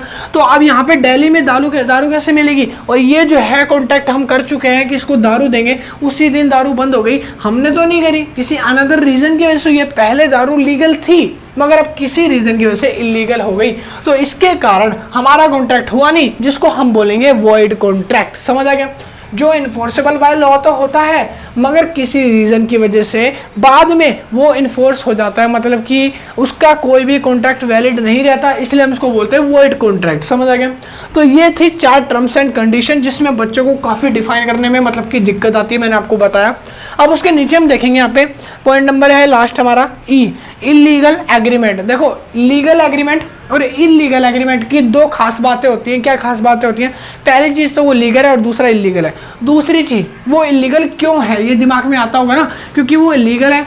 लीगल नहीं है तो क्या होगा? इलीगल होगा। इलीगल कब होता है? जब कोई भी ऐसी चीज को बेचोगे, या फिर जैसे आप मूवी देखते हो, मूवी में नीचे लिखा होता है smoking is injurious to health, तो वो क्या है? इलीगल है ना। अगर मान लो आप स्मोक करते हो, दुकान पे बीड़ी बेचना है, कुछ भी बेचना, गुटखा बेचना, हथियारों को बेचना इलीगल माना जाता है। तो सेम टू सेम यहाँ पे भी इलीगल एग्रीमेंट भी कुछ इसी तरह से होता है। कोई भी ऐसी चीज जो इन्फोर्सेबल बाय लॉ नहीं होती है, सरकार उसकी मंजूरी नहीं देती है उसको करने की, या किसी एक पार्टी का बंदा ऐसा हो जो ऐसा काम करता हो जिसकी मंजूरी सरकार ना दे, वो क्या है? इलीगल एग्रीमेंट बनाए, तो उसको हम इलीगल एग्रीमेंट भी बोलेंगे, ठीक है। इलीगल एग्रीमेंट और अनइन्फोर्सेबल कॉन्ट्रैक्ट, दोनों में अभी मैं आपको बताता हूँ क्या फर्क है। सबसे पहले देखो यहाँ पे लिखा है इलीगल एग्रीमेंट, एक ऐसा एग्रीमेंट जो इलीगल होता है। और मैंने बताया था एग्रीमेंट जो है वो कॉन्ट्रैक्ट नहीं हो सकते कभी भी, मगर कॉन्ट्रैक्ट एग्रीमेंट हो सकते हैं। मगर सारे एग्रीमेंट इलीगल ही नहीं होते, मगर यहाँ पे कुछ एग्रीमेंट इलीगल होते हैं, तो उसके बारे में हम डिस्कशन करेंगे। इलीगल एग्रीमेंट कैसा? मान लो एक तो ये पहली बात तो ये जल्दी जल्दी में बन जाता है, जैसे मैंने बताया था ट्रेन में बैठे हो आप, ट्रेन में 2-3 बातें करी, शादी के रिश्ते बन गए। तो इसी तरह से अब यहाँ पर क्या होगा? मान लो मैं ट्रेन में बैठा हूँ, मैं सफर कर रहा हूँ, मेरे आगे एक आदमी बैठा है, एक औरत बैठी है, उसने बोला कि अब मैं अपनी बेटी की शादी आपसे कराऊंगा। मैं खुश हो गया, बड़ा चौड़ा हो गया, मैंने बोला ठीक है वो करा देना। अब उसके बाद क्या हुआ? यहाँ पर जब तक ट्रेन चली, जब तक शादी के रिश्ते की बात चली, बिल्कुल भी टच से मस नहीं हुए पॉइंट से, हम बिल्कुल फोकस ऑन द पॉइंट पे थे। मैं भी अपनी शादी की बात कर रहा था, मगर जैसे ही ट्रेन का ब्रेक लगा, मेरा स्टेशन आया, वो भाई साहब वो सज्जन उतर गए और अपने स्टेशन की तरफ चल पड़े, मैं अपने स्टेशन की तरफ चल पड़ा। कोई नंबर नहीं दिया उन्होंने, कुछ नहीं दिया। तो यहाँ पर क्या हो गया? एग्रीमेंट पूरा का पूरा इलीगल हो गया, किसी काम का नहीं है। और दूसरी चीज, इलीगल एग्रीमेंट क्या होता है? इलीगल एग्रीमेंट में सरकार का हस्तक्षेप बिल्कुल भी नहीं होता, ठीक है। यहाँ पर अपने आप एग्रीमेंट बनते हैं, अपने आप एग्रीमेंट टूटते हैं, सरकार इसकी कोई भी जवाबदारी नहीं लेगी। सेकंड चीज यहाँ पे लिखा है अनइन्फोर्सेबल कॉन्ट्रैक्ट, ऐसे कॉन्ट्रैक्ट जो सरकार के द्वारा नहीं है, ठीक है, वो अनइन्फोर्सेबल कॉन्ट्रैक्ट कहलाते हैं, ठीक है। इसमें भी काफी सारे एग्जांपल आते हैं, ऐसे एग्जांपल मतलब कि जो सरकार नहीं चला रही, जैसे कोई कॉन्ट्रैक्ट, ठीक है। सरकार क्या कहती है? कॉन्ट्रैक्ट करो, कॉन्ट्रैक्ट करने के नियम एंड टर्म्स एंड कंडीशन है वो फुलफिल होने चाहिए। जैसे मैंने आपको शुरू में ही बताया था, कॉन्ट्रैक्ट जो है अगर लॉ के द्वारा हो रहा है, अगर कोई भी गलती, मिसयूज, मिसहैपनिंग होती है तो आप कानून की हेल्प ले सकते हो, मगर अगर कॉन्ट्रैक्ट ही अनइन्फोर्सेबल बाय कॉन्ट्रैक्ट है तो आप किसी की हेल्प नहीं ले सकते। सपोज करो ए और बी 2 पार्टनर है, ठीक है, ए और बी 2 पार्टनर है, ठीक है। अब इसने क्या कहा था? मैंने एक एग्जांपल ऊपर आपको दिया था कि इसने कहा मैं तेरे को 50 करोड़ दूंगा, 50 लाख दूंगा, तेरे को सी का मर्डर करना है, ठीक है। अब देखो यहाँ पर इसने पैसे ले लिए बी से, मतलब बी ने ए से पैसे लिए और सी का मर्डर भी नहीं करा, ठीक है। अब यहाँ पर इसको आई गुस्सा, एक ये जाना चाहता था कोर्ट के पास मगर नहीं जा सकता क्योंकि कॉन्ट्रैक्ट कौन सा है, अनइन्फोर्सेबल बाय कॉन्ट्रैक्ट है। पुलिस तो बल्कि इसी को पकड़ लेगी क्योंकि तू उसको मर्डर करना चाह रहा था और इसके पैसे भी चले गए। तो इस तरह के कॉन्ट्रैक्ट जो है वो अनइन्फोर्सेबल कॉन्ट्रैक्ट कहलाते हैं। समझ आ गया? तो ये हो गया पूरा पॉइंट खत्म। अब उसके नीचे जो पॉइंट है जिसका नाम है मोड्स ऑफ क्रिएशन। अब देखो मोड्स ऑफ क्रिएशन के अंदर दो टाइप्स के कॉन्ट्रैक्ट बताए थे भैया। तो पहला आता है यहाँ पे जिसको हम बोलते हैं एक्सप्रेस कॉन्ट्रैक्ट, दूसरा आता है इम्प्लाइड कॉन्ट्रैक्ट। तो दोनों के बारे में हम देखेंगे। सबसे पहले हम बात करेंगे एक्सप्रेस कॉन्ट्रैक्ट की। Contract entered into between the parties by word spoken और written as termed as experience contract. कह रहा है एक एक्सपीरियंस कॉन्ट्रैक्ट एक ऐसा कॉन्ट्रैक्ट है किसी को भी हम कहीं भी बोल के या फिर रिटन में कुछ लिख के दे देते हैं तो वो हो जाता है हमारा कौन सा कॉन्ट्रैक्ट, वो हो जाता है एक्सप्रेस कॉन्ट्रैक्ट। जैसे कि सपोज करो मैं लेने गया गेहूं या राशन था 55 रुपए का, मेरे पास थे जेब में 50 रुपए। तो मैंने उसको क्या कहा, भैया 5 रुपए बाद में लगा लियो, 5 रुपए अगली बार ले लियो, जब आऊंगा तो मैं 5 रुपए दे दूंगा। यहाँ पे मैंने क्या करा, सिर्फ उसको बोल के टरका दिया, चाहे मैं अगली बार दूं चाहे मैं ना दूं, वो किसी कोर्ट के अंदर केस करने नहीं जाने वाला। सेकंड चीज, रिटर्न में अगर बात करूं, सपोज करो उसने, वो बंदा थोड़ा अकड़ू था, उसने बोला ला अपनी कॉपी दे, मैं कॉपी के ऊपर लिख देता हूं कि 5 रुपए तुझे देने हैं और जब तू अगली बार आएगा तब ये कॉपी ले जियो। तब यहाँ पर मेरे को कॉपी पे जो लिखे हुए 5 रुपए है ना, उसकी वजह से उसको देने ही पड़ेंगे। यहाँ पे कोई सरकार के कानून का रूल नहीं है, मगर यहाँ पर इसलिए देने पड़ेंगे क्योंकि वो मेरी अपनी कॉपी रख के बैठा हुआ है, ठीक है। तो यहाँ पर क्या होता है, या तो रिटर्न हो या स्पोकन हो, इस तरह के एक्सप्रेसिंग कॉन्ट्रैक्ट को बोलते हैं हम एक्सप्रेस कॉन्ट्रैक्ट। समझ आ गया? नीचे उसके बाद लिखा है इम्प्लाइड कॉन्ट्रैक्ट। कह रहा है contract comes into existence on account of the conduct and act of the parties are termed as implied contract. कह रहा है इम्प्लाइड कॉन्ट्रैक्ट कैसे कॉन्ट्रैक्ट होते हैं, इम्प्लाइड कॉन्ट्रैक्ट ऐसे कॉन्ट्रैक्ट होते हैं जो शुरू से ही एग्जिस्टेंस में होते हैं, शुरू से ही लोगों के द्वारा माने जाते हैं, शुरू से ही इसको गवर्नमेंट सपोर्ट करती है। तो ऐसे जितने भी कॉन्ट्रैक्ट है वो सारे कॉन्ट्रैक्ट कौन से होते हैं, एग्जिस्टेंस या बोल सकते हो इम्प्लाइड कॉन्ट्रैक्ट होते हैं, ठीक है। उसके नीचे मैंने लिखा था एग्जिस्टेंट, यहाँ पे लिखा मैंने एक्सटेंट ऑफ एग्जीक्यूशन। तो इसके अंदर भी 2 टाइप्स के कॉन्ट्रैक्ट आएंगे। पहला हम पढ़ेंगे यहाँ पे जिसका नाम है एग्जीक्यूटेड कॉन्ट्रैक्ट। तो एग्जीक्यूटेड कॉन्ट्रैक्ट क्या होता है, यहाँ पर लिखा when both the parties to the contract have fulfil their respective obligations. दो पार्टीज जब एक दूसरे की वांट्स को, एक दूसरे की ऑब्लिगेशंस को पूरा करती हैं तो इस कॉन्ट्रैक्ट को हम बोलते हैं, यहाँ पर मैंने लिखा एग्जीक्यूटेड कॉन्ट्रैक्ट। समझ आ गया? फुलफिल का कहने का मतलब क्या है, मैं आपको बार्टर सिस्टम से समझाऊंगा, इकोनॉमिक्स वाला थोड़ा सा पढ़ेंगे, ठीक है। तो यहाँ पर देखो बार्टर सिस्टम में क्या होता था, हमको कोई चीज़ बेचनी होती थी। सपोज करो ये पेन है, मार्कर है, इसको मेरे को किसी को बेचना है और इसके बदले चाहिए मेरे को जूते, ठीक है। तो मैं किसी ऐसे बंदे को ढूंढूंगा जिसकी ऑब्लिगेशन क्या हो, एक पेन मार्कर को खरीदने की और साथ में उसके पास जूते भी हों। तो ऐसे बंदे की देखो, अगर मैं ऐसा बंदा ढूंढ लेता हूँ तो वहाँ पर मेरा पेन भी बिक जाएगा और जूते भी आ जाएंगे, उसके पास पेन आ जाएगा, जूते भी चले जाएंगे। तो यहाँ पर दोनों जो है सेटिस्फाई हो जाते हैं। तो इसी जगह पर हम यहाँ पे बोल सकते हैं कि ये कॉन्ट्रैक्ट एग्जीक्यूटेड कॉन्ट्रैक्ट कहलाएगा, ठीक है। आगे उसके बाद लिखा है contract is said to be executed. कह रहा है कॉन्ट्रैक्ट जो है ना वो यहाँ पे एग्जीक्यूटेड कहलाता है। तो ये सारे कॉन्ट्रैक्ट थे जो मैंने आपको लिखवाए। अभी और भी है कुछ, वो भी लिखवाता हूँ, तो पहले आप इसको उतार लो। अब फ्रेंड्स, तो अभी तक मैंने जो भी बताया था आपने उतार लिया होगा। तो अब उसके बाद जो नेक्स्ट कॉन्सेप्ट है भैया वो आ गया हमारा यहाँ पे एग्जीक्यूटरी कॉन्ट्रैक्ट, ठीक है। अभी तक हमने एग्जीक्यूटेड कॉन्सेप्ट पढ़ा था, अब हम पढ़ेंगे एग्जीक्यूटरी कॉन्ट्रैक्ट क्या होता है। तो सबसे पहले स्टार्ट करते हैं भैया ऊपर से। कह रहा है executory contract when one of the both of the parties to the contract has still to certain things in future. देखो यहाँ पर बोला गया है कि दोनों पार्टी में से कोई भी एक पर्सन हो सकता है ऐसी चीज करे, या फिर बोल सकता है दोनों पार्टी में से, जैसे कि ए पार्टी या बी पार्टी, दोनों पार्टी में से कोई भी एक पर्सन अगर अपने कॉन्ट्रैक्ट को किसी फ्यूचर की डेट के लिए टाल देता है या रिमेनिंग किसी डेट के लिए टाल देता है तो उसको बोलते हैं यहाँ पे एग्जीक्यूटरी कॉन्ट्रैक्ट, जिसका मैं एग्जाम्पल भी दूंगा, अभी थोड़ी देर रुको। उसके बाद यहाँ पे लिखा है the contract is termed as an executory contract, और इस कॉन्ट्रैक्ट को एग्जीक्यूटरी कॉन्ट्रैक्ट कहते हैं। अगर हम सपोज को एग्जाम्पल लेके समझाएंगे जी आपको, सबसे पहले बात करते हैं ए नंबर, ठीक है। ए का नंबर है तो हम बात करते हैं दो पार्टी है जिसका पहला नाम है आलिया भट्ट। पहला नाम क्या है? आलिया भट्ट, ठीक है। हम दूसरी बात कर लेते हैं पी। दूसरा जो बंदा है उसका नाम है पी, प्रियंका चोपड़ा, है ना, मेरी फेवरेट है भाई। तो देखो पहली जो है ना वो क्या है हमारी आलिया भट्ट, दूसरी है प्रियंका चोपड़ा। अब यहाँ पर एक डील होती है दोनों के बीच में। आलिया भट्ट को क्या है, हिंदी ज्यादा अच्छी आती है। प्रियंका चोपड़ा को क्या है, फॉरेनर में रह के हिंदी भूल गई है। अब इसने बोला मेरे को आलिया भट्ट से पूछा इसने कि भाई मेरे को तू हिंदी सिखा देगी। इसने इससे कहा कि मेरे को क्या सिखानी है, हिंदी सिखानी है। तो इसने बोला हाँ चल मैं तेरे को ठीक है सिखा दूंगी, उसकी फीस लूंगी 1 करोड़ रुपए एक दिन के, ठीक है, 1 करोड़ एक दिन के। तो इसने कहा ठीक है तू मेरे से फीस ले लियो, बस हिंदी सिखा दे।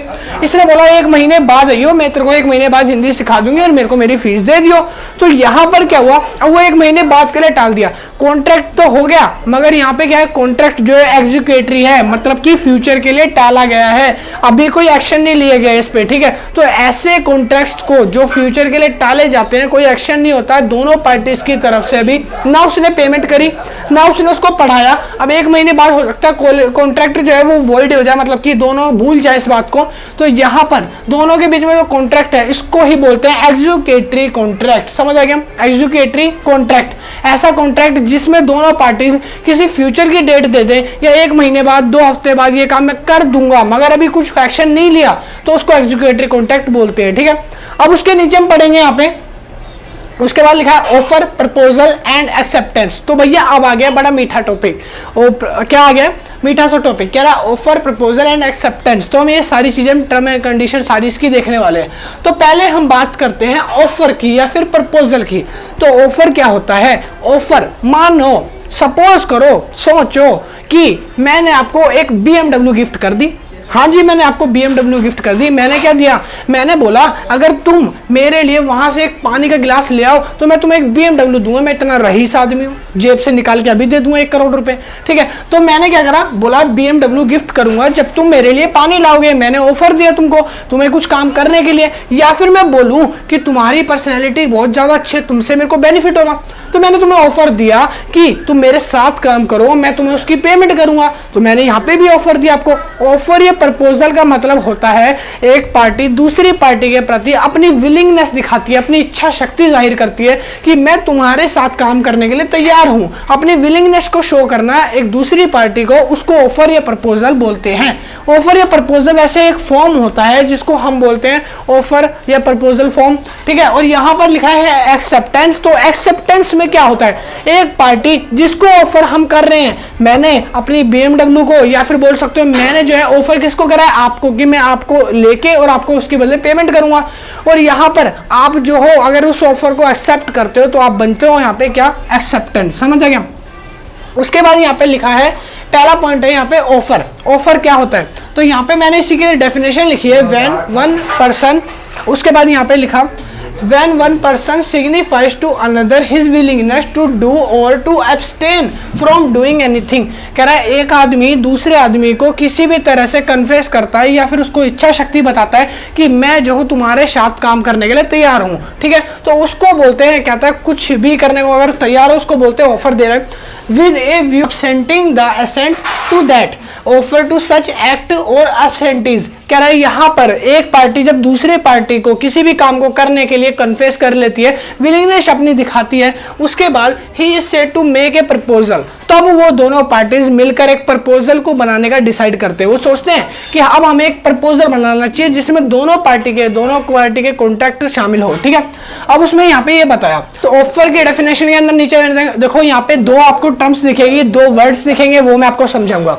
सबसे पहले तो प्रोमिसर या ऑफरर क्या होता है, फिर हम सीखेंगे प्रोमिसी या ऑफरी क्या होता है, या एक्सेप्टेंसी क्या होता है, तो ये हम पढ़ेंगे, ठीक है। तो आइए सबसे पहले देखते हैं प्रोमिसर क्या होता है और ऑफरर क्या होता है। देखो प्रोमिसर वो व्यक्ति जब अपनी कोई चीज इच्छा दिखाता है किसी दूसरे व्यक्ति को किसी काम को करने के लिए कि मैं आपके साथ ये करने के लिए रेडी हूं और आपको इसके बदले पेमेंट दूंगा।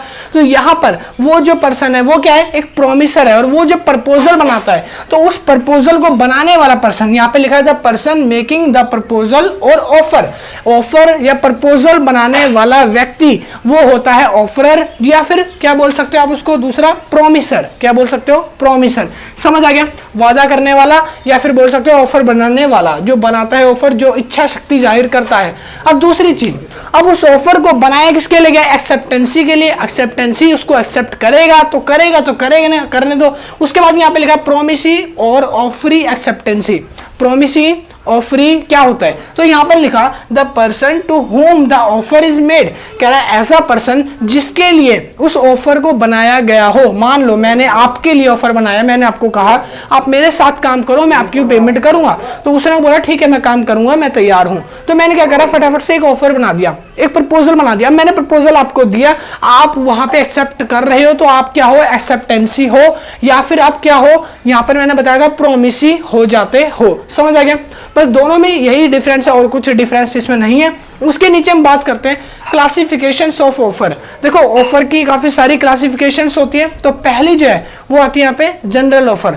जो पहला ऑफर होता है वो होता है जनरल ऑफर। दूसरा आता है स्पेसिफिक या स्पेशल ऑफर। स्पेशल ऑफर एक स्पेशल पर्पस के लिए बनाया जाएगा।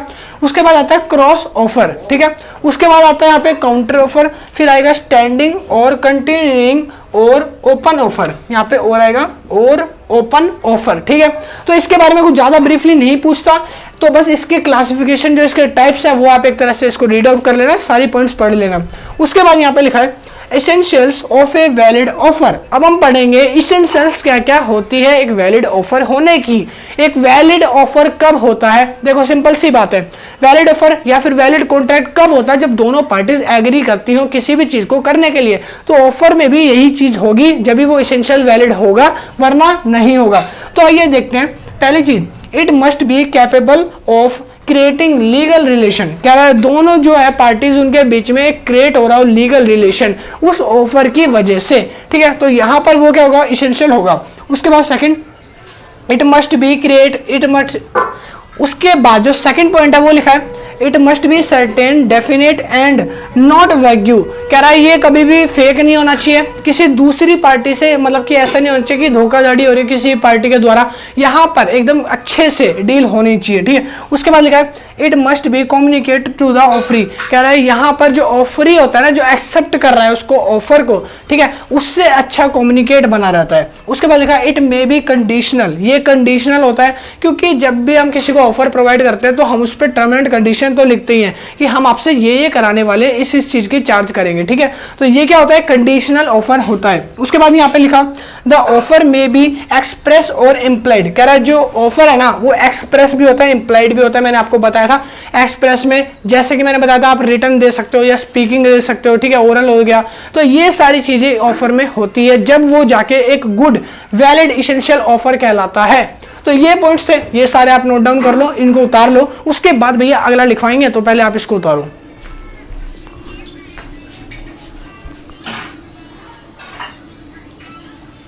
तो अभी तक हमने सीख ली सारी चीजें जिसमें मैंने बताया था कि ऑफर क्या होता है, ऑफरी क्या होता है, प्रोमिसर क्या होता है या प्रोमिसी क्या होता है, ठीक है। प्रोमिसर क्या होता है? एक वो व्यक्ति जो बोल सकते हो डॉक्यूमेंट को या ऑफर को बनाता है, ऑफर बनाता है। उसके बाद आता है प्रोमिसी। प्रोमिसी क्या होता है? उसको एक्सेप्ट करने वाला। अब हम यहाँ पे पढ़ने वाले हैं एक्सेप्टेंस, ठीक है। एक्सेप्टेंस क्या होता है वो सारा हम यहाँ पे रीड करेंगे। पहली चीज यहाँ पे when the person to whom the proposal is made signifies his assent thereto। कह रहा है ऐसा कॉन्ट्रैक्ट क्या बोल सकते हो? ऐसी चीज जो किसी दूसरी पर्सन के लिए बनाई जा रही है और वो उसको एक्सेप्ट कर लेगा, उसको एक्सेप्टेंस बोलते हैं। समझ आ गया? आगे समझ में नहीं आया? चलो मैं मानता हूं नहीं आया, आपको एक एग्जांपल देके समझाता हूं। एक पर्सन है ए, एक पर्सन है बी, ठीक है। एक पर्सन है ए, एक पर्सन है बी, ठीक है। मैं मंदिर से चप्पल चुरा के लाया क्योंकि मेरा नाम था ए, अमन चोर, ठीक है। अब मैं गया बी के पास, भगत चोर के पास। मैंने बोला ये चप्पल मैं खरीद के लाया, उसको बेचनी है, अगर तू खरीदेगा तो बता। तो इसने बोला ठीक है मैं इसको खरीदूंगा, मैं इसके 100 रुपए दूंगा। और एक फटाफट से हमने ऑफर बना लिया, कॉन्ट्रैक्ट बना लिया हम दोनों ने मिलके। मैंने इसको ऑफर करा कि मैं तेरे लिए और भी चप्पल चुरा सकता हूँ, अगर तू मेरे लिए काम करेगा तू भी बता, मैं पैसे भी दूंगा।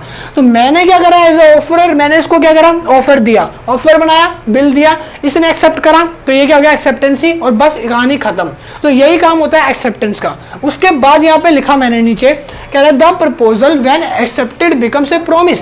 कह रहा है जब कोई एक्सेप्टेंस एक्सेप्ट कर लिया जाता है तब वो बनता है प्रॉमिस, वादा। समझ आ गया? जब कोई एक्सेप्टेंस बन जाता है, उसको एक्सेप्ट भी हो जाता है, तब वो बन जाता है क्या, प्रॉमिस। समझ आ गया। और प्रॉमिस यहाँ पे जो होता है, वादा जो होता है, बहुत जल्दी टूटता है आजकल की लाइफ में, आपको पता है। उसके बाद नीचे लिखा है second point, legal rules regarding valid acceptance. अब मैं आपको वो लीगल रूल्स बताऊंगा वैलिड एक्सेप्टेंस के, ठीक है। तो लीगल रूल्स क्या क्या है। पहली चीज यहाँ पे लिखा है एक्सेप्टेड मस्ट बी कम्युनिकेटेड। कह रहा है ये जो है दोनों के बीच में, या बोल सकते हो दोनों पार्टी के बीच में एक कम्युनिकेट का अच्छा साधन होता है। Second, acceptable should be absolute and unqualified. कह रहा है जो एक्सेप्टेंस है या एक्सेप्टेबल है वो पूरा का पूरा एब्सोल्यूट होता है, या सॉरी अनक्वालिफाइड होता है। मतलब कि एक तरह से बोल सकते हो जहां पर किसी भी ऑफरर ने ऑफर बनाया, प्रोमिसी को पढ़ना नहीं आ रहा था, प्रोमिसी ने अंधाधुन साइन करा, तो यहां पर अनक्वालिफाइडेशन हो जाता है। समझ आ गया। उसके बाद यहां पे लिखा थर्ड, रीजनेबल टाइम। देखो रीजनेबल टाइम क्या होता है, एक ऑफर एक वैलिड टाइम के लिए होता है, जैसे आपको पता होगा डिस्काउंट भी एक वैलिड टाइम के लिए होता है, बिग बिलियन सेल भी वैलिड टाइम के लिए आती है, हर चीज वैलिड टाइम के लिए आया। मैं खुद वैलिड टाइम के लिए हूं, 1 घंटा 2 घंटा 3 घंटा, ये वीडियो थोड़ी ज्यादा लंबी है तो 4 घंटा, तो मैं बस इतने टाइम के लिए फिलहाल, ठीक है। तो इसको बोलते हैं रीजनेबल टाइम। एक ऑफरर जब इसको ऑफर करता है इस टाइम तक, मान लो कल सुबह तक, मैंने बोला कल सुबह तक पहुंच जाएंगे पेमेंट, तो वो एक वैलिड टाइम हो जाता है। समझ आ गया। नीचे उसके बाद लिखा है communication of offer and acceptance.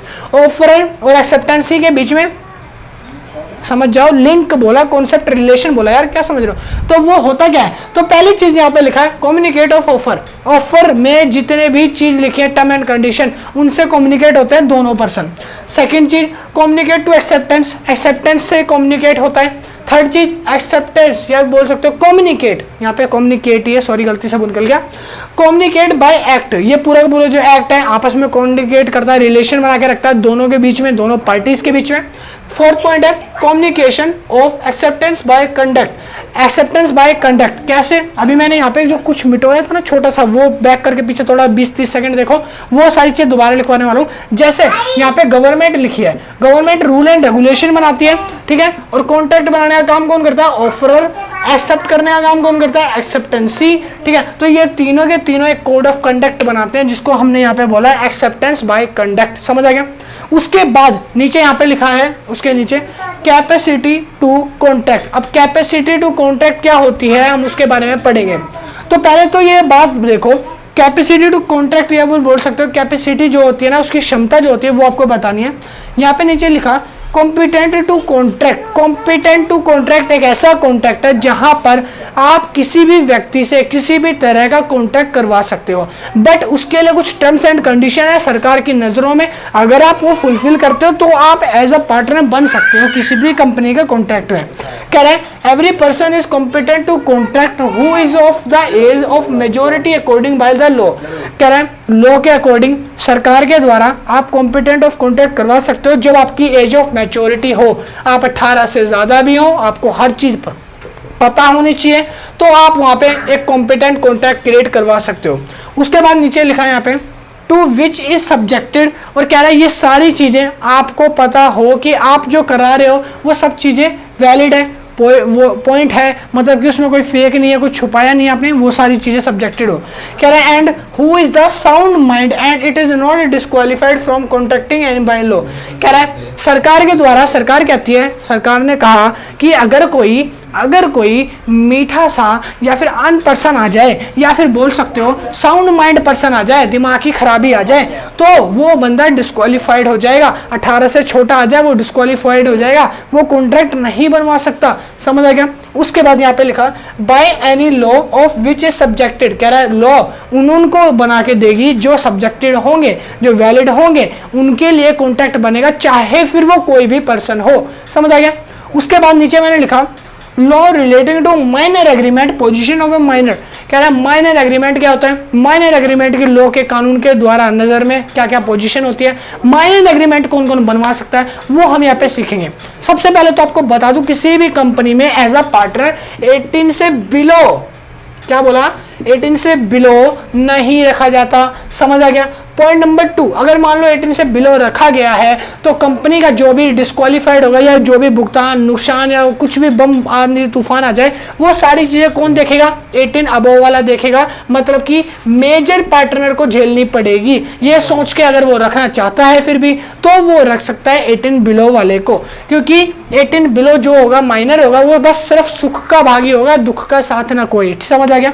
इसलिए कहते हैं पहली चीज, a contract made with a by a minor is void. Minor के साथ कोई भी कॉन्ट्रैक्ट करना पूरी तरह से वॉइड कहलाता है। सरकार मतलब उसकी परमिशन नहीं देगी, इनफोर्सेबल बाय लॉ नहीं होगा। समझ आ गया?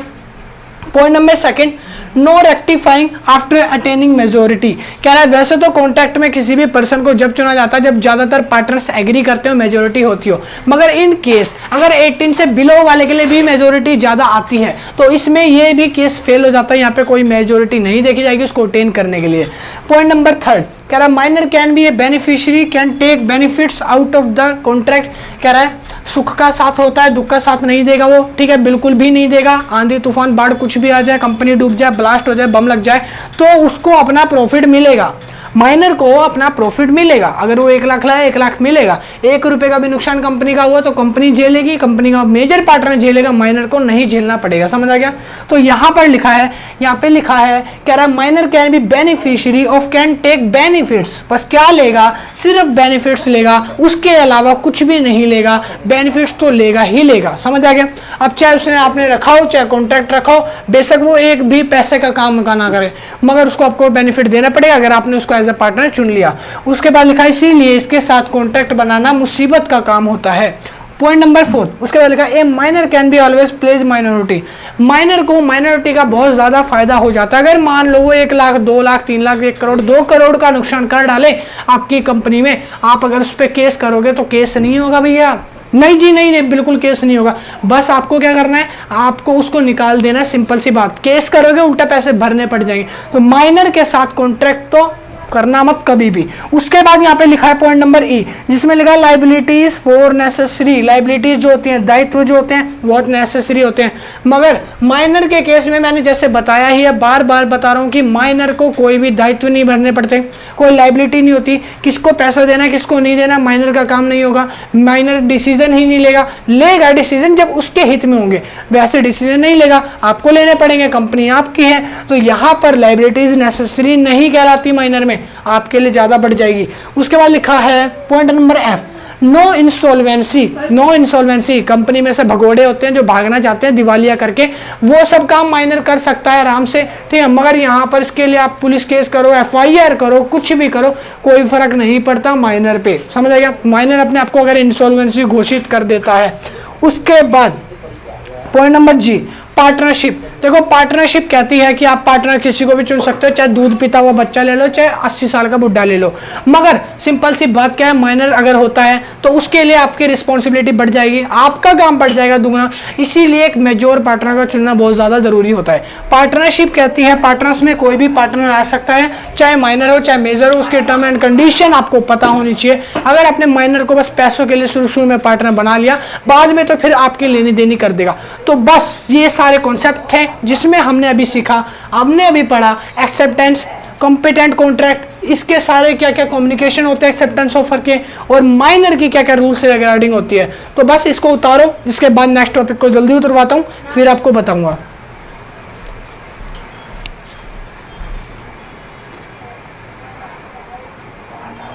तो अभी तक जो मैंने बताया था आपने उतारा होगा। तो उसके बाद नेक्स्ट पॉइंट है जो हम पढ़ने वाले हैं, जिसका नाम है यहाँ पे कंसीडरेशन। तो देखो कंसीडरेशन मैंने ऊपर ही लिख दिया, एक बड़ा पॉइंट है आपकी बुक का।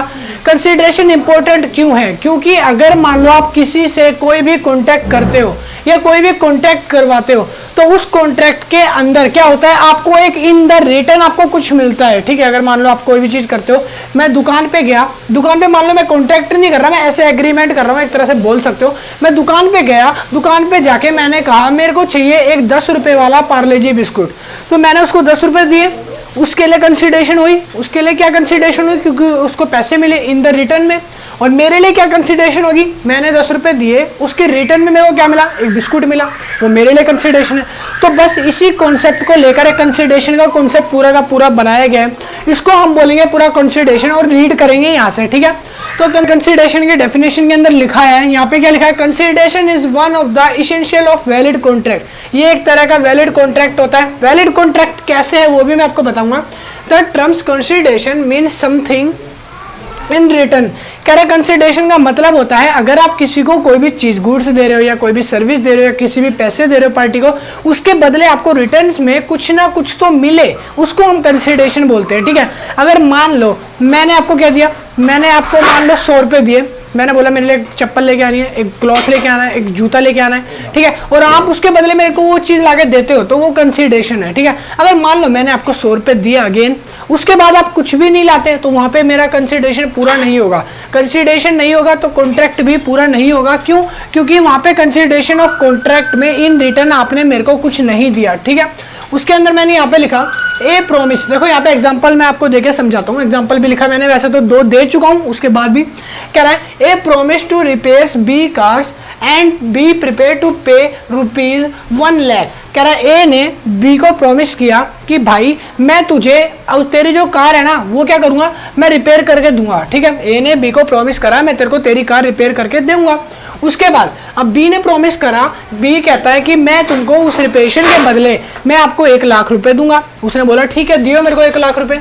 उसके बाद लिखा the promise of one party is the consideration. कह रहा है जब एक पार्टी ने कंसिडरेशन करा तो उसके बदले रिटर्न में दूसरी पार्टी ने भी कंसिडरेशन करा।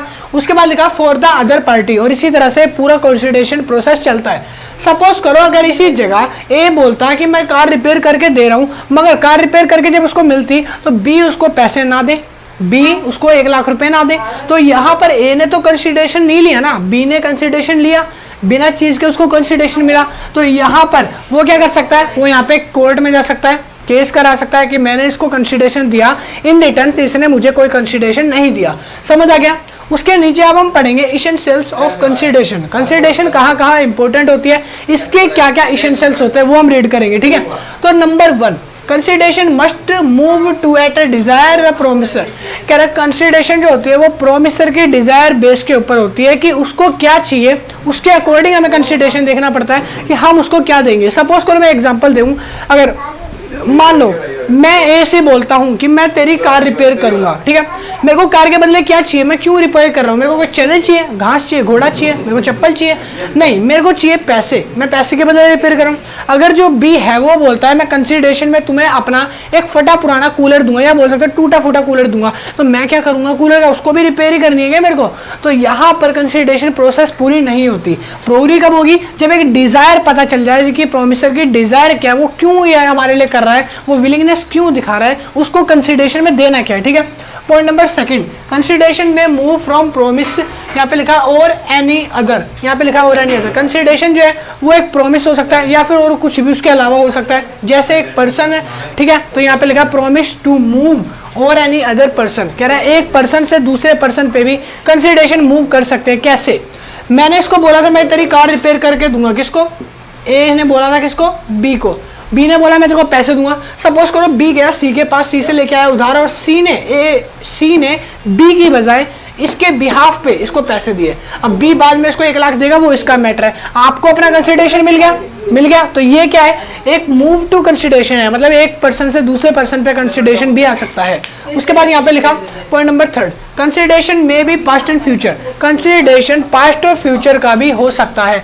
सपोज करो अब इसने इसकी कार ठीक करी, इसने बोला मैं 1 महीने बाद आपको ये चीज ला के दूंगा, तो 1 महीने बाद जब वो आके देगा तो पास्ट हो गया या फ्यूचर हो गया, 1 महीने पहले चाहे दे चाहे बाद में दे, कंसिडरेशन मिल जाएगा। समझ आ गया, कंसिडरेशन मतलब इन रिटर्न्स में क्या मिला। उसके बाद नेक्स्ट चीज point number 4, consideration not need to be a advocate. कह रहा है कंसिडरेशन में किसी भी चीज के कंसिडरेशन की वैल्यू देखना बहुत जरूरी होता है। किसी को बिना वैल्यू के हम नहीं ले सकते, एक्सेप्ट नहीं कर सकते। कैसे कार रिपेयर करवाई, 1 लाख रुपए की कार थी, कार का कंसिडरेशन 10,000 5,000 दिया होता तो कंसिडरेशन कहलाता, नहीं कहलाता। कार में जितना मटेरियल लगा, जितनी हमने कंसिडरेशन सेटिस्फेक्शन दी सामने वाले को, उतनी कंसिडरेशन हमें रिटर्न में मिले। समझ आ गया। नीचे उसके बाद जो पॉइंट है वो आता है validity of agreement without consideration. ऐसी कंसिडरेशन वैलिडिटी बताने वाला हूं जहां पर कंसिडरेशन का कोई काम नहीं होता, कुछ भी काम नहीं होता। पहली चीज है एजेंसी, एजेंसी बिना कंसिडरेशन के काम करती है भैया, बिल्कुल भी कंसिडरेशन नहीं लगेगा। कह रहा है according to section 185 Indian penal code 1872 के according no consideration is necessary to create an agency. किसी भी एजेंसी को क्रिएट करने के लिए कोई भी कंसिडरेशन नहीं चाहिए। इन रिटर्न्स में आपको कुछ नहीं मांगोगे, क्योंकि एजेंसी होती है एक संस्था अगर आप नॉट फॉर प्रॉफिट ऑर्गेनाइजेशन खोलते हो, लोग अपनी मर्जी से दे सकते हैं, वो बात अलग है, आप नहीं मांग सकते कुछ भी कंसिडरेशन में। उसके बाद point number B, bailment. Bailment क्या होती है? Bailment under section 48 Indian penal code, जिसको मैंने बताया था 1872 के अंदर आता है, इंडियन कॉन्ट्रैक्ट एक्ट। कह रहा है यहाँ पे bailment as the delivery of goods. कह रहा है बेलमेंट एक ऐसी प्रोसेस है जहां पर हम गुड्स एक सर्विस की डिलीवरी करते हैं one person to another person. समझ आ गया? One person to another person. Suppose करो मैं एक एग्जांपल देता हूं, मेरे घर पे एक डाकिया आया, ठीक है, मेरे घर पे एक डाकिया आया मतलब कि पोस्टमैन, और पोस्टमैन को जाना था घर नंबर बी पे, मतलब कि बी के पास। उसको बी का घर नहीं मिला, उसको मेरा घर मिला, तो वो आया मेरे घर पे, बोला कि ये लेटर है, ये लेटर बी को देना है, आप इसको रख लो, आप इसको बी को डिलीवर कर देना। तो यहाँ पर इसने मेरे को लेटर दिया, ठीक है, और यहाँ पर मैं गया बी के पास, मैंने उसको लेटर डिलीवर करा, लेटर बी को दे दिया। तो बी क्या मेरे को पैसे देगा? नहीं देगा। क्यों? क्योंकि यहाँ पर क्या है, नॉट फॉर प्रॉफिट ऑर्गेनाइजेशन बता रहा हूँ, एक तरह से नॉन कंसिडरेशन वाला। तो यहाँ पर मैंने जो अपनी सर्विस किसी को डिलीवर करी, मैंने जो है अपना यहाँ पे बेलमेंट किसी को डिलीवर करा और उसके बदले कंसिडरेशन नहीं लिया। तो बेलमेंट में किसी की हेल्प करते हो या कंसिडरेशन नहीं लिया जाता। समझ आ गया? उसके बाद पॉइंट नंबर 3, चैरिटी। चैरिटी समझ गए होंगे, एजेंसी का पार्ट नंबर 2 है, बोल सकते हो, इसका 2.0 वर्जन है। चैरिटी में किसी भी तरह का कंसिडरेशन नहीं होता। अगर कोई इन रिटर्न्स देना चाहता है खुशी से सेटिस्फाई होके, देन वो दे सकता है। उसके बाद नेक्स्ट पॉइंट आता है फ्री कंसेंट। अब देखो फ्री कंसेंट के अंदर छोटी छोटी डेफिनेशन है, बड़ी बड़ी बना के बुक में लिखी है, हवा भर के बुक को फुला दिया गया है। नहीं भैया इतना नहीं पढ़ेंगे, हम पढ़ेंगे छोटी छोटी डेफिनेशन, एक एक लाइन की बस। तो देखो फ्री कंसेंट का मतलब क्या होता है? आप किसी भी कॉन्ट्रैक्ट को करने के लिए पूरी तरह से बाधित नहीं हो, आजाद हो, उसको फ्री कंसेंट बोलते हैं। आप किसी से जबरदस्ती में गले पे चक्कू रख के या फिर आप किसी का मर्डर करते हुए किसी से कंसेंट नहीं करा सकते। आप पूरी तरह से इन्फोर्सेबल बाय लॉ तभी होंगे, लॉ के द्वारा तभी वैलिड माने जाओगे जब आप फ्री कंसेंट से कोई कॉन्ट्रैक्ट करते हो। ठीक है, अब मैं बताऊंगा फ्री कंसेंट कॉन्ट्रैक्ट कौन कौन से नहीं होते हैं। तो पहली चीज तो पहले यहाँ पे लिखा है कोइनरीन। देखो कोइनरीन लिखा है, कोइनरीन जो है वो सेक्शन 15 के अंदर आता है और कोइनरीन के अंदर बताया था जब किसी कॉन्ट्रैक्ट को किसी के दबाव में आकर बनाया जाए या बताया जाए उस कॉन्ट्रैक्ट को कोइनरीन कॉन्ट्रैक्ट कहते हैं। इसका एग्जांपल लेके आपको समझाएंगे। सपोज करो मैं हूं ए जिसका नाम है अमन चड्ढा, दूसरी पार्टी है पी। ठीक है, मैं हूं ए अमन चड्ढा, दूसरी पार्टी है पी, और एक आ गया बीच में डाकू जिसका नाम है डी। ठीक है, बीच में क्या आ गया? डाकू आ गया। अब डाकू ने कहा कि मेरे को लेने हैं इससे पैसे, मेरे को क्या लेने हैं? इससे पैसे। पी से पैसे चाहिए डाकू को। अब डाकू कह रहा है कि अमन चड्ढा के पास आके कि तू इसका फ्रेंड है तो तू अब इससे पैसे निकलवा के ला और मेरे को दे।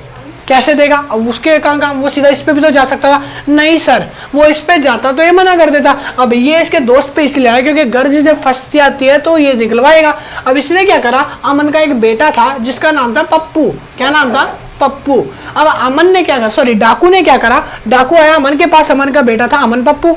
अब उसने पप्पू को कर लिया किडनैप और पप्पू के शकल पे, यहाँ पे सॉरी शकल कह दिया, गले पे चाकू रख दिया और बोला देख वीडियो कॉल करा के कि मैं इसको मारने वाला हूँ, जल्दी से 5 करोड़ का जुगाड़ करा दे जो कि मेरे ले चुका है कौन? पी, तेरा पार्टनर जो है, दोस्त है जो पी। तो अब ये किसी दबाव में आके पी के पास जा रहा है, फ्री कंसेंट से नहीं जा रहा, इसका काम नहीं है। ना ना ना ना, गलत मत सोचना, इसका काम नहीं है। काम किसका था? सिर्फ इसका और इसका। मगर ये इसको बीच में बिचौलिया क्यों बना रहा है? क्योंकि यहाँ पे इसे अपना काम निकलवाना है। तो यहाँ पर ये फ्री कंसेंट माइंड से नहीं जा रहा। जो ए है अमन चड्ढा, वो दबाव में जा रहा है उसका बेटा ना मर जाए, तो यहाँ पर इसको बोलते हैं कोइनरीन। समझ आ गया? उसके अंदर डेफिनेशन एक छोटी सी मैंने लिखी है, कह रहा है means forcing an individual to enter into a contract. किसी भी पर्सन को कॉन्ट्रैक्ट में एंटर होने के लिए फोर्स करा जाए, किसी भी पर्सन को दबाव डाला जाए, किसी भी तरह से दबाव डाला जाए कॉन्ट्रैक्ट बनाने के लिए या किसी से काम करवाने के लिए, वो कहता है हमारा कोइंसिडेंट कॉन्ट्रैक्ट। समझ आ गया? पॉइंट नंबर 2, ये फ्री कंसेंट नहीं होते जो मैं बता रहा हूँ। पॉइंट नंबर नेक्स्ट है फ्रॉड। फ्रॉड क्या होता है? फ्रॉड आपने बहुत बार नाम सुना होगा, फ्रॉड धोखाधड़ी। हाँ वही भाई, वही धोखाधड़ी ही है। तो यहाँ पर लिखा है section number 17 fraud includes any of the following act committed by A contracting, किसी भी एक्ट को कॉन्ट्रैक्ट करने के लिए या फिर बनाने के लिए पार्टी ऑफ इट्स, यहाँ पे लिखा है कॉन्वेंस और its agent is order to deceive, देखो यहाँ पे लिखा ऑर्डर टू डिसीव और इंक्लूड ए पार्टी और its agent enter into a contract, कह रहा है किसी भी पार्टी को धोखाधड़ी से, कन्वेंस मतलब होता है यहाँ पे जो लिखा है ना ये कन्वेंस, इसका मतलब होता है किसी भी पार्टी को धोखाधड़ी से, अनजाने में या किसी को लूट पाट करके किसी भी कॉन्ट्रैक्ट में शामिल अगर कर लिया जाता है तो वहां पर वो कहलाता है फ्रॉड कॉन्ट्रैक्ट। समझ आ गया? फ्रॉड कॉन्ट्रैक्ट की सिंपल डेफिनेशन एग्जांपल देने की जरूरत नहीं है, किसी भी पार्टी को धोखाधड़ी करना, सपोज करो ए है और बी है, ए ने बी को धोखे से गलती से किसी कॉन्ट्रैक्ट में शामिल कर लिया, पैसे में फंसा दिया, वो कॉन्ट्रैक्ट क्या होगा? फ्रॉड कॉन्ट्रैक्ट, फ्री कंसेंट कहलाता है। समझ आ गया? इसके बाद एक मिस रिप्रेजेंटेशन है वो मैं आपको बताऊंगा, और ये सारे कॉन्सेप्ट है जो आप ये उतार लो फटाफट से, नेक्स्ट आगे लिखवाता हूँ। फ्रेंड्स तो अभी तक जितना मैंने बताया था उसके बाद जो नेक्स्ट कॉन्सेप्ट है वो हम बताने वाले हैं, मिस रिप्रेजेंटेशन। देखो मिस रिप्रेजेंटेशन का मतलब क्या होता है, अगर मान लो आपने किसी पर्सन या किसी बंदे के साथ या बंदी के साथ कॉन्ट्रैक्ट कर लिया, अब कॉन्ट्रैक्ट करने के बाद क्या होता है, अंडर सेक्शन 18 के हिसाब से कॉन्ट्रैक्ट में अगर आप अपनी फॉल्स इन्फॉर्मेशन देते हो या किसी भी तरह की ऐसी इन्फॉर्मेशन देते हो जो जेन्युइन नहीं है, तो यहाँ पर जो कॉन्ट्रैक्ट है वो इनवैलिड हो जाता है, वॉइड हो जाता है, जिसको हम बोलते हैं मिस रिप्रेजेंटेशन, जिससे सामने वाला जो पर्सन है वो आप पे ट्रस्ट नहीं करता या फिर ट्रस्ट और फेथ में कमी होती है, तो उसको मिस रिप्रेजेंटेशन कॉन्ट्रैक्ट बोलते हैं। समझ आ गया? उसके बाद जब ये हो जाता है आप नीचे आएंगे वॉइड एग्रीमेंट पे, तो देखो वॉइड एग्रीमेंट जो है अब ये आपका लास्ट कॉन्सेप्ट है, बस इतने ही कॉन्सेप्ट है जो लास्ट आपका बचा है, कम से कम जो 50 पेज का चैप्टर था वो खत्म हो जाएगा। अब यहाँ पे वॉइड एग्रीमेंट क्या होता है? वॉइड एग्रीमेंट मैंने बताया था ऐसा एग्रीमेंट जब हम रास्ते में चलते चलते बना लेते हैं, सपोज करो मैं मेरा दोस्त जा रहे हैं, हमने आज डिसाइड करा कि आज हम जाएंगे मूवी देखने किसी थिएटर में, मान लो कोई भी नई मूवी आई है उसको हम देखने जा रहे हैं, और हम जैसे थिएटर में पहुंचे ना, पहुंचने ही वाले थे, हमें रास्ते में याद आया कि मेरे को घर पे काम है, मेरे को याद आया और मैंने बोला भाई कल देख लेंगे चल, तो यहाँ पर हमने कोई कॉन्टैक्ट नहीं किया था, कॉन्टैक्ट अब क्या हो गया? वॉइड हो गया, क्योंकि हम मूवी देखने नहीं गए। तो यहाँ पर इसी तरह से वॉइड एग्रीमेंट जो है, ये एग्रीमेंट होता है, कॉन्ट्रैक्ट होता है तो साइन होता है उस पर, ठीक है, एक पूरी स्लिप होती, दोनों के नाम होते। वॉइड एग्रीमेंट में क्या होता है? Agreement is restraint of marriage section 26, कह रहा है सेक्शन 26 में कहता है अगर मान लो कोई भी एग्रीमेंट है, जैसे रिस्ट्रेंट ऑफ मैरिज, कोई भी शादीशुदा मतलब ये बोल सकते हो शादी करना चाहता है, कोई भी नाबालिग है, 18 से नीचे का है, तो यहाँ पर जो एग्रीमेंट होता है वो वॉइड हो जाता है, इन्फोर्सेबल बाय लॉ नहीं होता, क्योंकि वहाँ पर जो बंदा है जो मैरिज करना चाहता है वो 18 अबव नहीं है, माइनर है, और माइनर के केस में कॉन्ट्रैक्ट क्या होगा? यहाँ पे इनवैलिड हो जाता है। पॉइंट नंबर सेकंड जो मैंने नीचे लिखा है, नीचे आपको दिखेगा, यहाँ पे लिखा है agreement is restraint of trade. अगर मान लो किसी भी इलीगल चीज का व्यापार करते हो तो वहां पर भी आपका जो एग्रीमेंट है या जो कॉन्ट्रैक्ट है वो इनवैलिड हो जाता है। सपोज करो मैं यहाँ पे गन्स की स्मगलिंग करता हूँ या ड्रग्स की स्मगलिंग करता हूँ, ठीक है, तो ड्रग्स की स्मगलिंग करना जो है इनवैलिड है, मतलब इलीगल है। तो यहाँ पर अगर आप कोई भी ऐसा ट्रेड करते हो तो इस ट्रेड को लीगल इन्फोर्सेबल बाय लॉ नहीं कहा जाएगा, अंडर सेक्शन 27 के इसको क्या कहा जाएगा? इनवैलिड कर दिया जाएगा। Point number 3, agreement is restraint of legal proceeding. अगर मान लो किसी भी ऐसी चीज को आप करते हो जो कानून के द्वारा नहीं करनी चाहिए, उनकी रिस्ट्रिक्शंस के खिलाफ आती है, तो वहां पर वो एग्रीमेंट आपका रिस्ट्रेंट किया जाएगा, उस एग्रीमेंट पे बैन किया जाएगा। पॉइंट नंबर आएगा 4 जिसमें लिखा है एग्रीमेंट, कोई भी ऐसा एग्रीमेंट जो मैंने बताया था कॉन्ट्रैक्ट नहीं होता पर कॉन्ट्रैक्ट एग्रीमेंट होता है। एग्रीमेंट में क्या होता है? हर एक एग्रीमेंट जो है वो वैलिड नहीं होता, हर एक वॉइड एग्रीमेंट, मतलब कि जो एग्रीमेंट होते हैं वो ज्यादातर वॉइड होते हैं, और वॉइड सारी चीजें वो एग्रीमेंट नहीं होती, ठीक है। तो यहाँ पर कहने का मतलब है जो एग्रीमेंट है वो भी एक तरह से वॉइड होता है, क्योंकि एग्रीमेंट में क्या है, दो पर्सन जो है वो कोई साइन नहीं करते, कोई कॉन्ट्रैक्ट नहीं करते। जब कोई एक कॉन्ट्रैक्ट ब्रीच करता है या कॉन्ट्रैक्ट तोड़ता है तो दूसरे के खिलाफ कोई कंप्लेंट नहीं कर सकता, इसलिए एग्रीमेंट भी वॉइड कहलाते हैं। आगे उसके बाद लिखा वेगर एग्रीमेंट। देखो वेगर एग्रीमेंट क्या होता है? वेगर एग्रीमेंट का मतलब होता है ऐसे एग्रीमेंट जहां पर कोई भी अनहैपनिंग इवेंट्स हो रहे हो या कोई भी इवेंट हो रही हो जिसमें आप अपने पैसे उड़ा रहे हो, बस कोई भी ट्रांजैक्शन आप कर रहे हो, बेफिजूल पैसा खर्च करना, गैम्बलिंग करना, लॉटरी खेलना, जुआ खेलना, ये सारे काम वेगर एग्रीमेंट में आते हैं, जहाँ पे अनहैपनिंग इवेंट्स, जिस इवेंट्स की जरूरत नहीं होती, फालतू के इवेंट्स को अटेंड करना वेगर एग्रीमेंट कहलाता है। समझ लगे?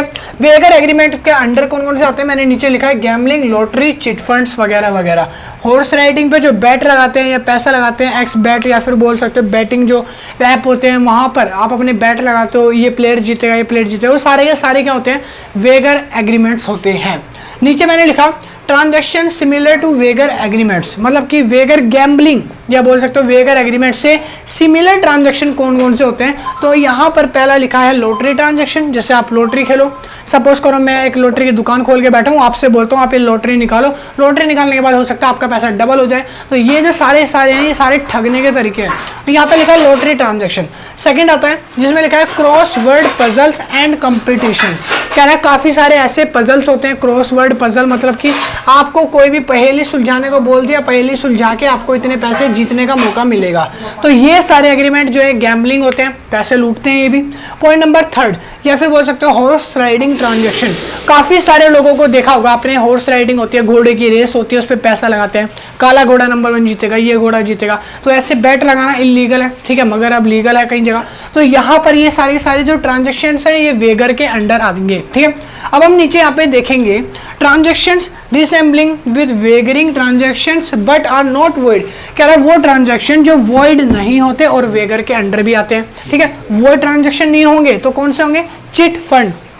चिट फंड नाम सुना होगा, चिट फंड कंपनीज होती है काफ़ी सारी, ठीक है, जो चिट फंड ड्रॉप करती है। तो ये सारे एग्रीमेंट जो होते हैं ये सारे वेगर्स के पार्ट्स होते हैं, मगर वॉइड नहीं होते, इलीगल होते हैं, इलीगल नहीं होते। समझ आ गया। Point number second gaming of skills and athletic competition. देखो कंपटीशन तो बहुत होते हैं, गेमिंग के कंपटीशन है, जहाँ जुए का कंपटीशन है वो लीगल बोलते हैं, जहाँ पर एथलीट का कंपटीशन है वो लीगल बोलते हैं। मगर फ़र्क दोनों में कितना है, दोनों सारे ही गेम्स हैं, सारे ही स्पोर्ट्स हैं। आजकल ऑनलाइन ऐप्स हो गए, ऐप्स पे आप जो गेम खेलते हो उससे आपको पैसा मिलता है। ये सारे के सारे यहाँ पे किसको बोलते हैं, यहाँ पे वेगरिंग एलिमेंट्स बोलते हैं, वेगरिंग ट्रांजेक्शंस बोलते हो, ठीक है। आजकल क्या होता है, जैसे मान लो आपको गेम खेलना है, अब एक ऐप होते हैं ना, ऐसे ऐप होते हैं, अगर मान लो आप गेम खेल रहे हो उसके अंदर आपको जेम्स पूछेगा, आपको बाय करने हैं, तो आपके बैंक अकाउंट से 50 रुपये, 45 रुपये, 1000 रुपये कटेंगे, इतने जेम्स मिलेंगे। जेम्स लेकर आप खरीद सकते हो गेम और गेम खेल सकते हो उस जेम्स से, ठीक है। यहाँ पर आपके पैसे कटते हैं। पॉइंट नंबर थर्ड एक कॉन्ट्रैक्ट ऑफ इंश्योरेंस। कह रहा है इंश्योरेंस कॉन्ट्रैक्ट कैसे होते हैं, ये वेगरिंग कॉन्ट्रैक्ट होते हैं जिसपे आपको LIC हो गया, लाइफ इंश्योरेंस पॉलिसी हो गया, या फिर जीवन बीमा हो गया, अलग अलग टाइप्स के इंश्योरेंस हो गया, थेफ्ट इंश्योरेंस, मैरिन इंश्योरेंस, या फिर बोल सकते हो फायर इंश्योरेंस, सारे तरह के इंश्योरेंस बेचे जाते हैं जिसको हम वेगरिंग ट्रांजेक्शन्स भी बोलते हैं। तो यहाँ पर आपके सारे वेगरिंग ट्रांजेक्शन्स कंप्लीट हो जाते हैं। ये आपका पूरा कॉन्सेप्ट जिसमें अभी हमने पढ़ा, यहाँ पर पूरा का पूरा मिससेप्शंस, यहाँ पे मैंने बताया आपको वेगर्स क्या होते हैं और सारे वेगर्स के ट्रांजैक्शन। आपका चैप्टर नंबर 1 जो है, लेसन नंबर 1 यूनिट 1 का लेसन 1 खत्म हो गया है। ये बिजनेस लॉ की जो बुक का पहला चैप्टर है कंप्लीट हो गया, जो कि आपका 70 बोल सकते हो 60 पेजेस का चैप्टर था। चैप्टर 2 की वीडियो डिस्चार्ज ऑफ कॉन्ट्रैक्ट की जल्दी लाने वाला हूँ वीडियो, उसका लिंक डिस्क्रिप्शन में डाल दूंगा। जितने भी चैप्टर्स की मैं वीडियो बना रहा हूँ सारे लिंक्स आपको डिस्क्रिप्शन में मिलेंगे, लाइन से, बिल्कुल लाइन से मिलेंगे। हर एक कॉन्सेप्ट को मैं करा रहा हूँ, वीडियो लंबी हो जाए, सारे कॉन्सेप्ट होंगे। और अगर फिर भी किसी को कॉन्सेप्ट के नोट्स चाहिए, नोट्स खरीदना चाहता है इंग्लिश मीडियम में या हिंदी मीडियम में, तो आप कांटेक्ट कर सकते हो। नोट्स रेडी होने वाले हैं, बनने वाले हैं, और कांटेक्ट नंबर आपको ऊपर लिख रखा दे रखा होगा, और नीचे डिस्क्रिप्शन में भी कांटेक्ट नंबर व्हाट्सएप का मिल जाएगा। कांटेक्ट करो, जाओ फटाफट से नोट्स परचेज करो, चार्जेस ज़्यादा नहीं है। सारे चैप्टर वाइज कॉन्सेप्ट के नोट्स होंगे, ईजिली आप पढ़ सकते हो बिल्कुल। और मिलूंगा नेक्स्ट वीडियो में, अभी के लिए इतना ही। See you, tata and bye bye. और ये सारे जो कॉन्सेप्ट है अब आप इसे उतार सकते हो।